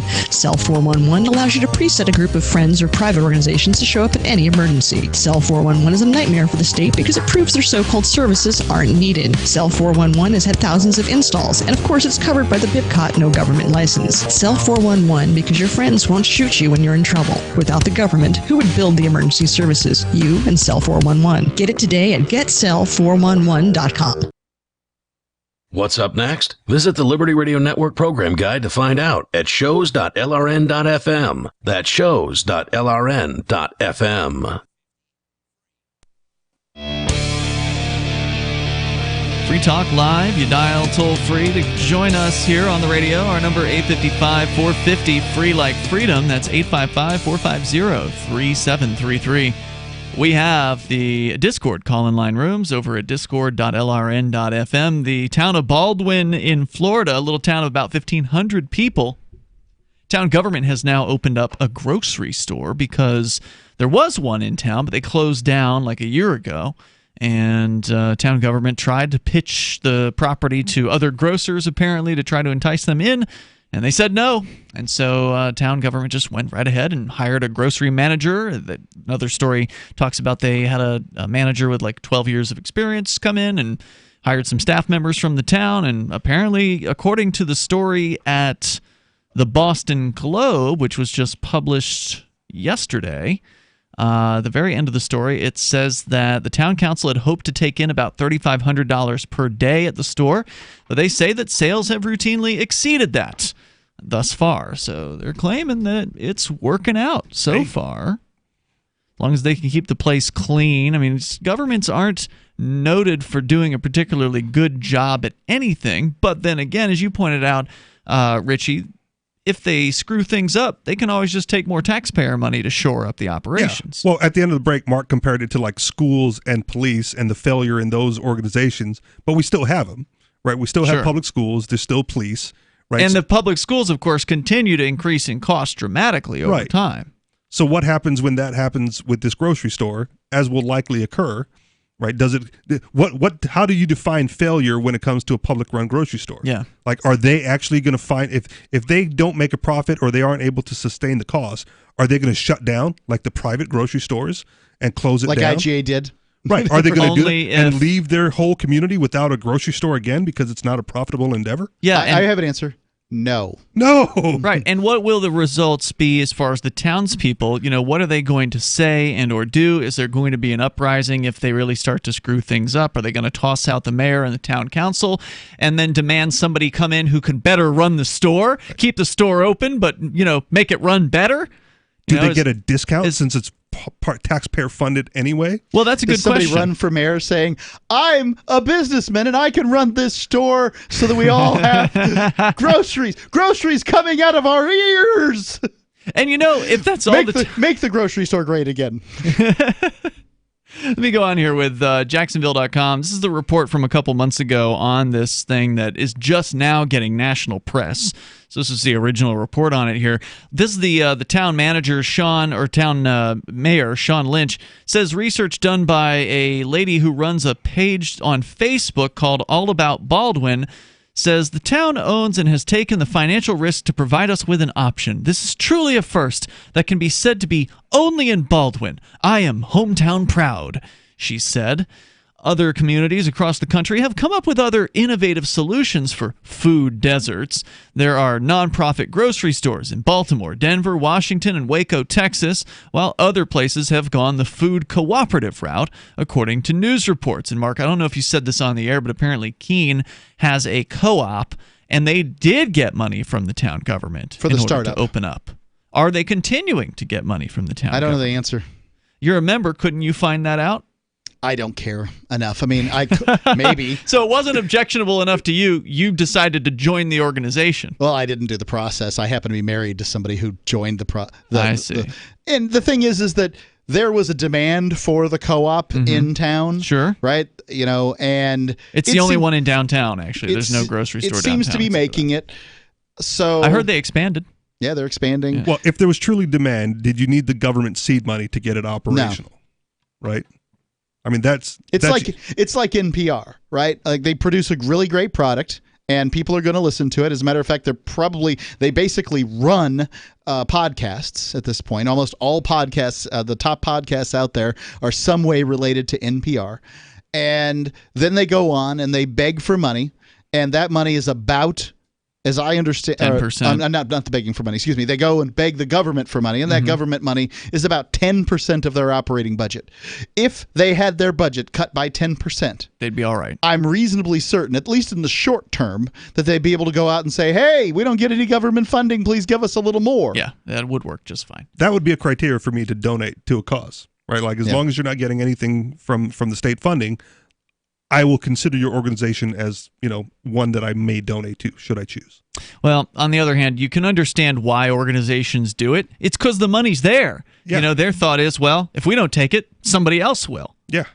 And of course, they pay taxes too, right? Like every individual who's a volunteer for or on the board of directors of whatever organization, whether we're talking about the co-op or the homeless shelter or whatever, they all pay into the system. So why wouldn't they justify, well, if we can get 20 grand out and we've got 12 people on the board of directors, we all paid more than that into the system. So why not take it back out for this? So I don't blame them for it. I totally understand it. And again, I'm more in favor of co-ops than I would be of like the government-run grocery store. Local governments, according to the story, have helped community groups save existing grocers, threaten with closing, and establish and run new ones. When the only grocery in Onaga, Kansas burned and the owner chose not to rebuild it, a local entrepreneur and bank negotiated a deal with the city to build the grocery store, and the city council allocated $375,000 toward the new building, according to news reports. In Walsh, Colorado, and Washburn, Illinois, townspeople bought their respective local grocery stores after they closed. And in Leeton, Missouri, the local high school runs the town's only grocery store. Online searches turned up no other market owned and run by a town. Quote, rural communities without a grocery store and seeking to develop one have several ownership models open to them, according to a report by the Center for Rural Affairs in Nebraska. They said further that the characteristics and circumstances of the community and its needs will determine which model will work best. All require local support in the form of buying local for the economic feasibility of the store. Some communities have the leadership and wherewithal to make things happen, and others do not. And remember, it's called a garbage can, not a garbage cannot. Baldwin has 3 convenience stores and a Dollar General, but after IGA closed, had no full-service grocer, said the town's mayor. He said, we needed to do something. He drew up a business plan and won council approval. The town hired a full-time store manager with 12 years of grocery experience and 12 part-time employees. They said, quote, when you've got something important to do, get it done, he said. And pretty soon those part-time employees will be full-time employees with pensions and with optical and dental and the whole shebang. Because they're government employees. Because, well, they have families. It's important. You don't want these people going without. I mean, that's what it's like here in Keene, New Hampshire. Everybody in Keene, New Hampshire's life sucks except for the government employees who have living large. Miserable lives, but they have benefits. Esther and Bill Atkins, who live just outside town limits, shopped in the store on Saturday. They went just to check it out and get enchiladas, but ended up buying $55 worth of groceries. Esther said, quote, I was happy to see something back in Baldwin, unquote. How the town tackled its food desert status, she said, was, quote, amazing. Further, she claimed it was well-stocked, and they used a lot of local farmers and vendors, and she said prices were compatible. Oh, they're gone then. They're using local farmers and vendors, and they're trying to keep prices down. They're out of business. Well, and because it's a new thing, right? People are coming from out of town to check them out, which is probably why there was a run on the meat, number one, and why they're hitting their numbers right away. Toll-free number tonight, 855-450-FREE. It's definitely making it sound like a great idea here. 855, socialist stores everywhere. 450-FREE, like freedom. You can join us here and you can take control of the airwaves. This is Free Talk Live. Bitcoin.com has launched a trading platform at local.bitcoin.com, allowing you to sell Bitcoin Cash via dozens of payment methods like PayPal, Venmo, bank deposit, remittances, or meeting in person with cash. There are no ID requirements to sign up for and use the site, and all communications between buyers and sellers are encrypted. Finally, a global trading platform that respects your privacy. Visit local.bitcoin.com to get started trading Bitcoin Cash.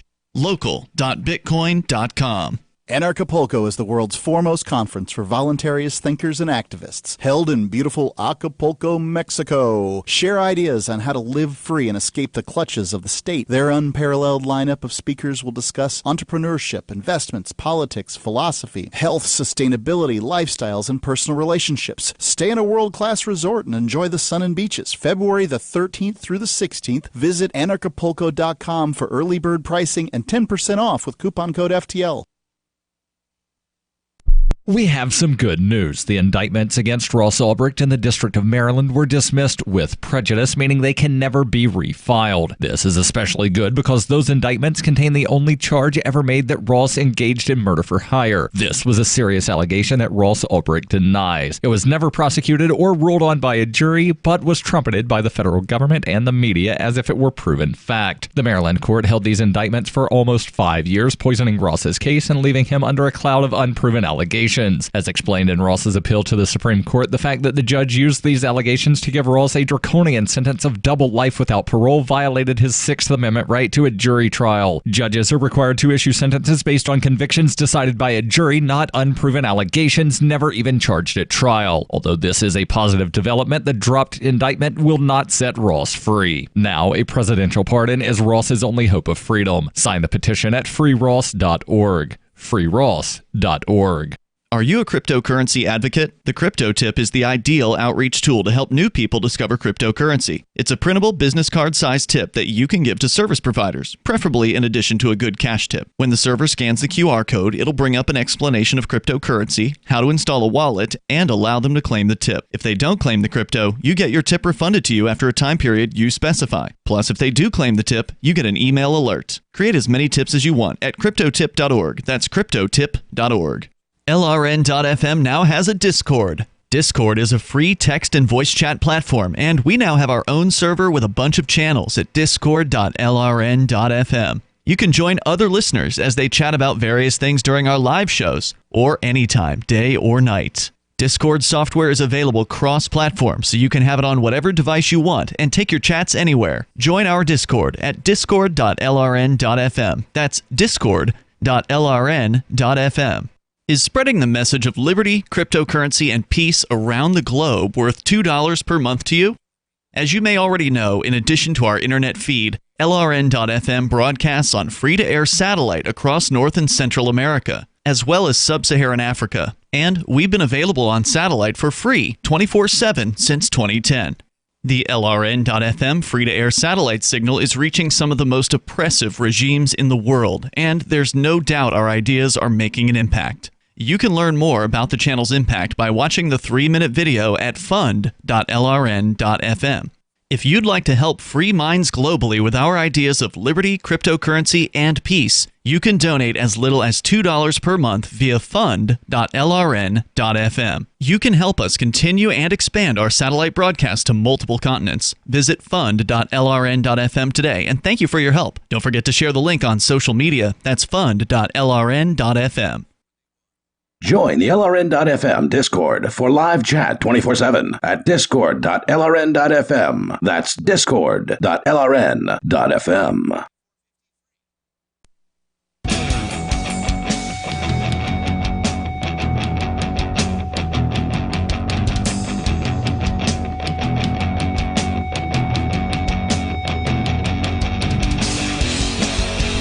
Free Talk Live, dial toll free, and bring up what you want here. Our number, 855-450, free like freedom. That's 855-450-3733. LibertyCon is a unique Liberty convention slated for April 3rd through the 5th in Washington, D.C., and it's for people who would like to network with more than 70 pro-liberty organizations, perhaps for the purpose of career advancement or business and internship opportunities. Plus, there'll be a great list of speakers like John Mackey, who knows a thing or two about running a grocery store. He's the creator of Whole Foods Market. And also he'll be speaking about conscious capitalism. Plus, Vernon Smith, the Nobel Prize winner for economics, speaking on alternative markets. Miriam Issa is a pop culture expert and political commentator with over 300 million YouTube views. Nassim Nicholas Taleb, who spent 21 years as a risk taker before becoming a researcher in philosophical, mathematical, and practical problems with probability. There's more to learn. Just go to libertycon.com for more information on other speakers. And, of course, to get your tickets, which are shockingly affordable. You're talking about less than $80 if you go and register right now. Knock another $10 off by using code FTL to get a discount on your registration. You just can't find conventions that are this affordable. It's amazing. LibertyCon.com. Code FTL, like Free Talk Live, gets you $10 off. And student travel scholarships are available, as well as discounted rooms at the Marriott Marquis in Washington. It's April 3rd through the 5th. We will see you there because Free Talk Live will be broadcasting from the event. And, Mark, did you ever find out whether this is the first LibertyCon? Do you know? I don't believe it is. Okay. No. I did look it up when you said it, but I couldn't really. They had a bunch of things going on last year, and, Because a lot of times, normally it'll say 5th annual on whatever the website, and, I don't see that here, so it makes me think it might be the first one. I think they changed the location of it. But I don't know. I'm looking forward to checking it out. So we'll see you there. More coming up here. Your calls and thoughts are welcome. The toll-free number is 855-450-FREE. I saw a headline. I just love bringing up Bitcoin hit pieces every now and then when one of them catches my attention. And Forbes Forbes.com does a lot of reporting on Bitcoin. Good and bad, apparently. Right, good and bad. So some of their contributors, and I think that there's like Forbes and the people who work for Forbes, and then there's the contributors. Okay. So they're like not as high, on the ranking. Journalists. And so a lot of the Bitcoin articles that you see on Forbes are by their contributors. This is one of them. This guy is Oliver Rennick. He works for TD Ameritrade, which is, he says he's the lead anchor at the TD Ameritrade network. So no agenda there. Well, now the interesting thing is TD Ameritrade supposedly was getting into buying and selling Bitcoin or futures or something like that. Some sort of aspect of Bitcoin. So this is what he has to say. Headline, Bitcoin isn't down because of China. It's down because you don't need it. Crypto markets, he says, are not reeling this week because China is, quote, cracking down on blockchain, unquote. Tokens have been getting slammed since the summer because most of them are unnecessary, and because the need for coins that may offer some utility is not as imminent as buyers thought it would be.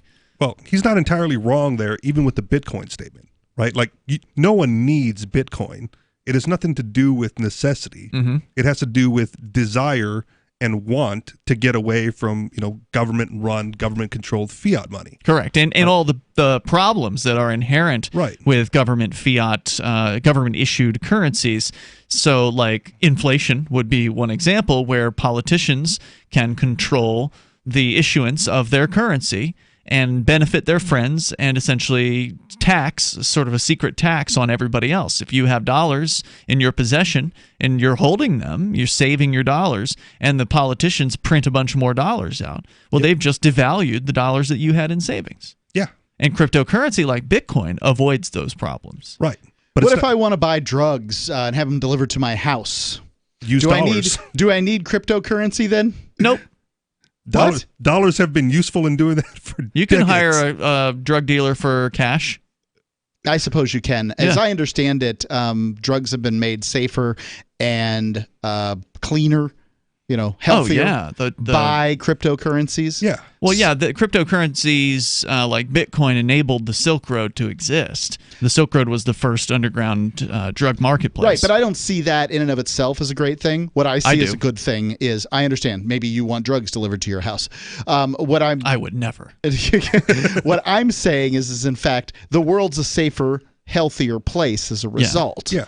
Because people who might have gone into the wrong neighborhood and got bopped over the head and gotten robbed, or people who might have gotten drugs that were, laced with fentanyl or something and be dead, are alive and well today. Yeah. And that is a market good. And this guy doesn't want to mention that at all. Now, I don't want to necessarily equate Bitcoin with drugs, but I'm just saying you can't do that with dollars. Yeah.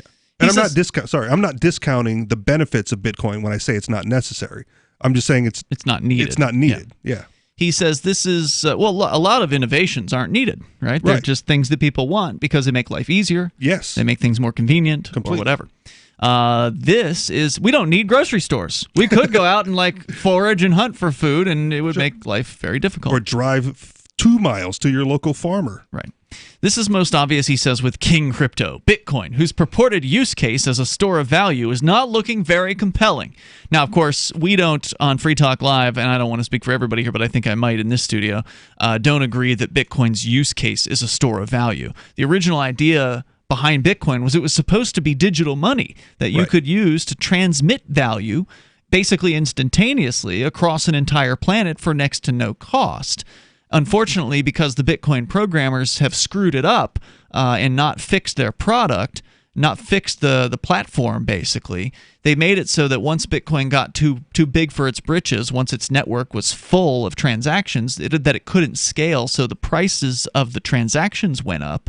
Where it scaled up, or didn't scale up, the prices went all the way up to as much as $30 per transaction in late December of 2017. Which made the use case change to a store of value. And since then, since then, the Bitcoin maximalists, the people who are fanatics over Bitcoin, have been touting it as a store of value and nothing else. They don't seem to understand that the original vision for it was that it was supposed to be used in the marketplace. But it's too expensive. It's too expensive to use in the marketplace as intended now. It's still cheaper than most wire transfers in Western Unions and things like that. Sure. But it's not as cheap as most of the other cryptos. Like you bought your dinner tonight with Edge wallet. Right? Yeah, I use Dash. But you could have, at one point in time, you could have used Bitcoin as easily and as I did cheaply. At one point in time, because Keen actually had Bitcoin accepting businesses. Right. We've had them for most of this decade. But would you spend the $10 to $15 on dinner with the transaction cost of Bitcoin now? There's no reason to when I could spend Dash or Bitcoin Cash instead do it for a fraction of the price. So other cryptos have taken on the use case Correct. of daily spending, and Bitcoin is, the use case is hold and transfer or but hold and that's value. more of a failure of their programmers and not the failure of the concept of cryptocurrency. Yeah. So the risk, this is back to the critic here. He says the risk reward in Bitcoin has always been an extreme one, which is why its biggest proponents, salespeople, assigned astronomical price targets to it. Of course, we know John McAfee has predicted $1 million for the Bitcoin price by the end of, I think, next year. And put great consequences to himself if it fails. It's going to be so great when that fails. He did. And he says widespread adoption is an extremely low probability event with an enormous payoff if the stars align. And let's be clear, the things that need to happen for the world to turn to Bitcoin: complete central bank impotence, widespread currency debasement, falling equity markets, and the abandonment of traditional gold means betting on Bitcoin is essentially betting against the house. I get where he's coming from, and I don't disagree with him. However, if you've ever used Bitcoin and you've ever sent a bank transfer, if you've done those two activities, then you know one of them is easy and the other one sucks. Yep. I had to send some money over to Uganda to buy this land. Couldn't use cryptocurrency at that point. I have sent cryptocurrency over to Uganda in the past, but they didn't, the guy that was cashing it in for him didn't live there anymore. So trying to send a bank transfer, I just got my bank account shut down basically over this bank transfer because they're like, what are you doing sending $40,000 to Uganda? They closed your account over that? Well, they were protecting they demanded you. Could have me been a show them some paperwork or whatever that I didn't feel like showing them. So, and it had to do with the Ugandan transfer? It was cited. Wow. There's more coming up here in moments. 8:55, 450 free. You can join us on Free Talk Live. Would you like to get back that full head of hair from years past? Now, there is Reveal. Beverly Hills celebrity dermatologist Dr. Nathan Newman took nearly a decade to develop Reveal from natural botanicals to return to a full-body head of hair. Reveal for men and women with a 30-day money-back guarantee at gcnlife.com or toll free 844-443-6637. 844-443-6637. Reveal at gcnlife.com. We all hear the stories in the news. The good guy uses a gun to protect his family from criminals, and he's the one arrested. The legal system is not fair, and responsibly armed Americans are political targets. So here's how you can take a simple and rewarding journey to complete self-defense confidence. Simply text GCN to 87222. To discover how the USCCA can give you the training, education, legal, and financial protection you need to truly protect the people you love. Don't risk everything and leave your family vulnerable. Now it's time to prepare and protect yourself. So if you're ready to take your next step as a responsibly armed American, you're ready to truly become your family's ultimate protector. Text GCN to 87222. Discover your life-saving USCCA member benefits today. Again, that's text GCN to 87222. Hunters, anglers, campers, and survivalists. Get back to nature. Expand your horizons with the highest quality, most versatile, unique slingshots and sling bows on the market at slingbow.com. Slingbow products are compact and models start from just $17.98. They're perfect for your bug-out bag or storing in your vehicle. Give yourself and your loved ones the excitement and tradition of Slingbow, a new frontier in archery and truly modern twist on this primitive survival tool. Feel the thrill only at slingbow.com. The political world is a maddening cesspool of corruption and lies. Nobody tells the truth. Nobody keeps campaign promises. Nobody obeys the Constitution. Nobody puts the people first. How can we ever escape this web of tyranny? Vote for nobody. Hi. My name is Nobody. I'm running for governor of New Hampshire because nobody knows how to live your life better than you do, and nobody deserves that kind of power. I want to put you back in control of your money, your lifestyle, your work, your body, and your life. Nobody should rule you but you. New Hampshire convicts many people of so-called crimes that should never have been prosecuted. If elected, I will pardon every victimless crime in New Hampshire history. This includes drug, gambling, prostitution, gun, and driving offenses. Nobody should have a criminal record when they have not harmed anybody. Wouldn't it be nice to have nobody telling you what to do? Learn more at electnobody.com. electnobody.com.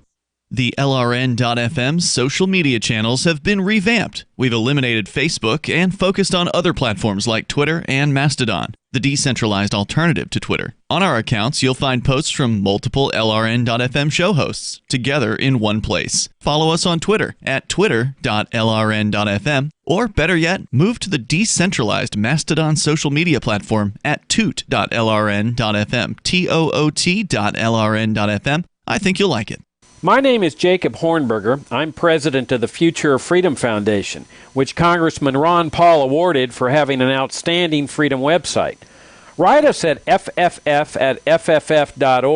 and we'll send you a free 3-month subscription to our monthly journal of libertarian essays and our booklet, Economic Liberty in the Constitution, which George Mason University economics professor Walter Williams praised in a recent column. That's fff@fff.org. Live video of our key New Hampshire-based shows is streamed on DLive. Please follow and share at dlive.lrn.fm. That's dlive.lrn.fm.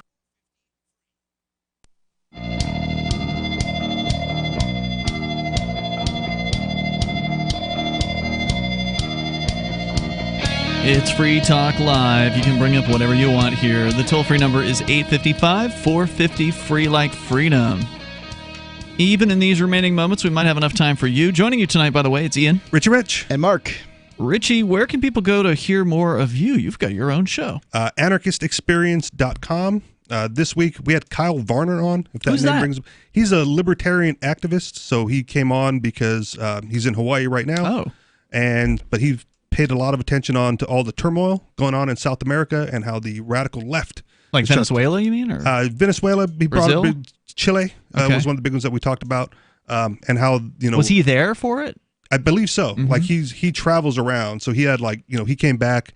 I said, well, I don't really know Kyle Varner all that much, but sure, have him on. What does he want to talk about? And said, the radical left, the socialists, taking over more states or trying to take over more states in South America, and what can be done about that. Cool. Check them out over at anarchistexperience.com. As we go to more of your calls and thoughts, also we'll tell you more about what this critic has to say about Bitcoin and why he thinks the price is going down. He says, because you don't need it. That's why the price is going down. He says, we'll get back into it. But first, we go to John in New England listening. It says here you might be listening to shortwave radio. Is that true, John? Yes, Mr. Ian. Thank you for taking my call. Okay. Yes, what the channel What's it the was. frequency? I turned the dial to get it. I don't know, You don't know. what channel. It tunes in different things. That's a weird kind of thing. I mean, are you using like an old shortwave radio from like back in the 50s where there's no actual digital readout? I mean, most of the time you can see with newer radios, you can see what the channel numbers are. Oh, it has no numbers. A dial you twist. Okay, then. It's old school. Yeah, thank you for taking my call. Oh, we talked not that long ago about hoping that the TJ Spy would come back, and I thought to myself tonight, looking at you in the studio there, because I also have a computer. It has no sound, so I have to tune in. It does not. So your studio cam isn't syncing up with the voice coming out of the radio there. Yes, sir. Yes, sir. I saw Mr. Mark, and I thought, maybe TJ will come back one day, because do you remember, Ian, Mr. Mark, he went sailing on his adventure on the boat. We thought he may never come back, and then he did. He did, yeah. It's possible. You're talking about TJ the Spy. He is a former co-host here on Free Talk Live. One of, I think, a listener favorites. Yeah, absolutely. He's a real character. For those that aren't, maybe newer to the show, they weren't listening back when TJ was on a few years ago. Great, entertaining personality. Always had something to say, and had interesting stories. He claimed he worked for the NSA, for instance. It's funny that you mentioned him, John. I did just hear from him over the weekend, and he is working. He's still in Colorado. He and James, his boyfriend, who was also a co-host here on Free Talk Live, James Cleveland, they've been living out in Colorado the last 2 or 3 years at this point. And TJ is very excited because he just got a job as what they call a Budtender. Oh. You've heard about Budtenders? Yeah. So he's working at a legal marijuana shop as one of the people that, you come in and they know everything about the weed and they can kind of make recommendations to you. And he's very, very excited about that. I guess he just got through the job training, and he was telling me about how ridiculous the taxes are on these these businesses, these poor businesses that are just trying to bring cannabis to people. I'll share with you a little bit of what he said here. He says, and that's what happens when you advocate legalize and tax. Right? They legalize and then they tax way too much. He says, my boss has a huge tax liability because IRS Rule 280E disallows almost all tax deductions for pot businesses. That means when a customer buys $100 worth of cannabis in our store, about $39 goes to the IRS.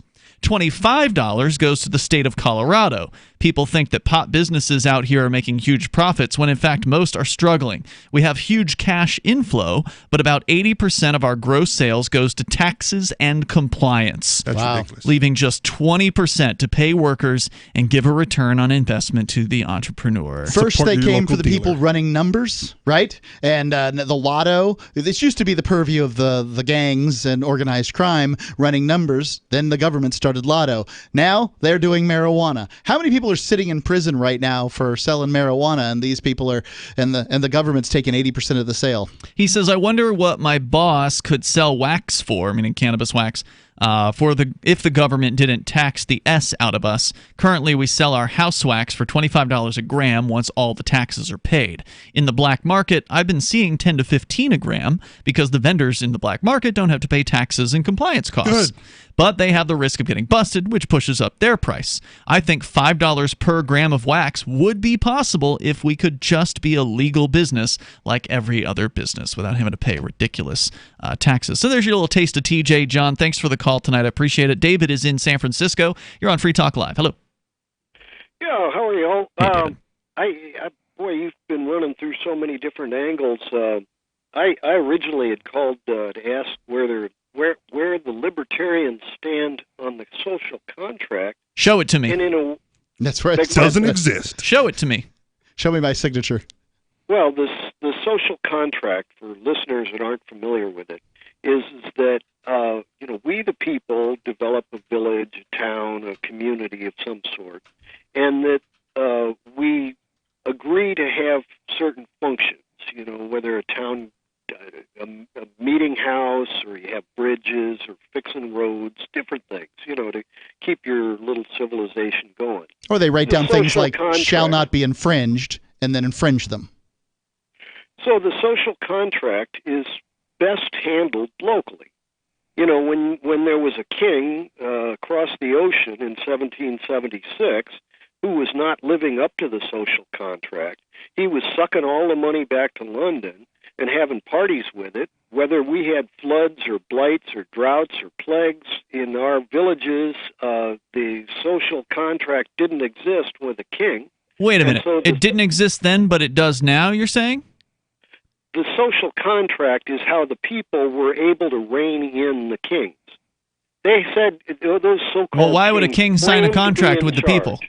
I think he's saying that because you had a king, there was no social contract because the king dictated all. Where is the social contract now? Where is it kept? Well, you have airwaves that are controlled, and so you get a clear signal, and no other radio stations are interfering with your signal. Where is the social contract? It's not on the airwaves. Where is this document? That's part of the social contract. The answer is there is no social contract. It's a fantasy that a bunch of control freaks made up just to justify using violence against peaceful people. That's what the answer is. There's no such thing. It's BS. You don't need to turn him down. I put him on hold. I would agree that there is no social contract and that the social contract has changed whenever anybody feels like it.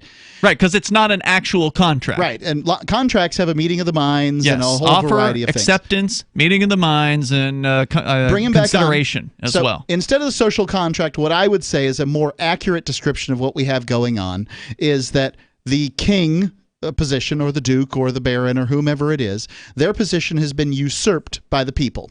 And so now what we have is a dictatorship of the majority. Usurped by the people? Yes. We own it.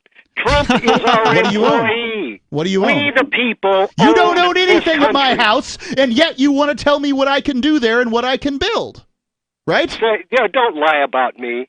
The social contract doesn't exist. You get honest weights and measures. No, When you go to the gas station, do you get a gallon or do you get whatever they claim is a gallon? The same Constitution that says weights and measures says that my right to keep and bear arms shall not be infringed. And then there's 20,000 gun laws. Explain it to me.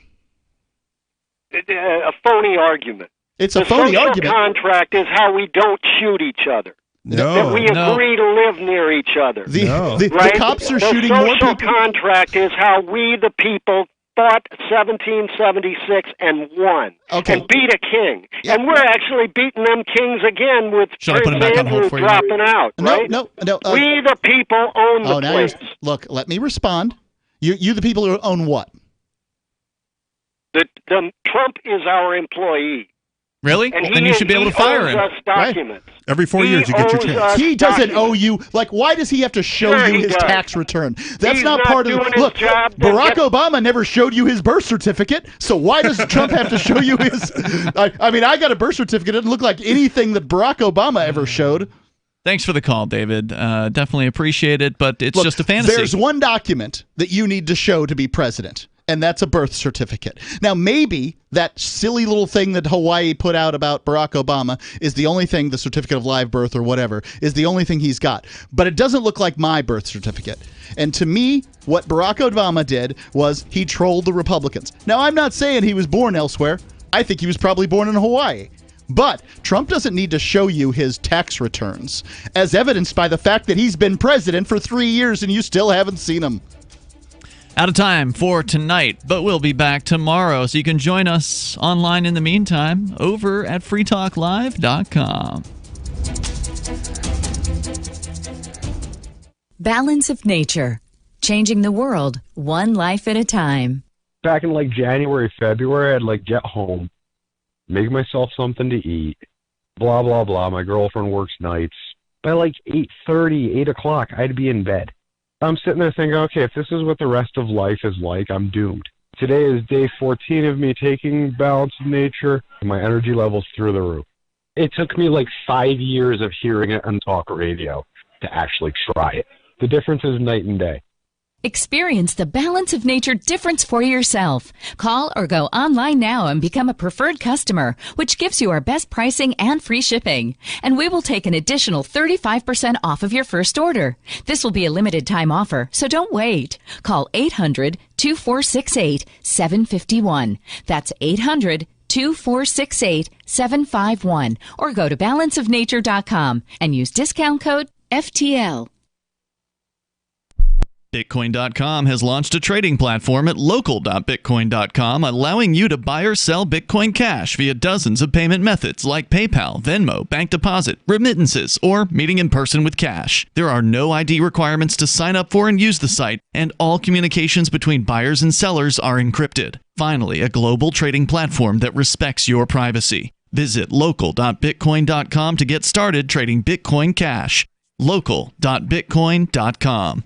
Some of you asked, and now we've delivered. LRN.FM's live Keene, New Hampshire studio shows are now streamed in HD on Twitch. Visit our channel at twitch.lrn.fm and give it a follow. If you have Amazon Prime, you get one free subscription on Twitch. If you use it on our channel, Twitch will give LRN.FM a monthly piece of your Prime subscription cost. So please watch, follow, share, and subscribe to twitch.lrn.fm. That's twitch.lrn.fm.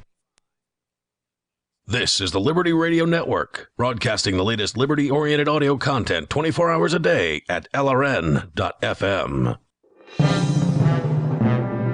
This is the Liberty Beat, your daily source for liberty news and activist updates. Produced in partnership with SNLS News and listeners like you. Online at libertybeat.news and snls.news. I'm Mick Murrow with your latest edition of the Liberty Beat. Gold is trading at $1,463. Silver at $17. and Bitcoin is trading around $7,075. Today's prices are brought to you by InnoScale. Take off with Managed Cloud. Looking for a safe, secure way to store your important files online? Let InnoScale handle it for you. Their high-availability cloud servers are the perfect solution for clients needing one or more secure, scalable servers with built-in hardware failover protection.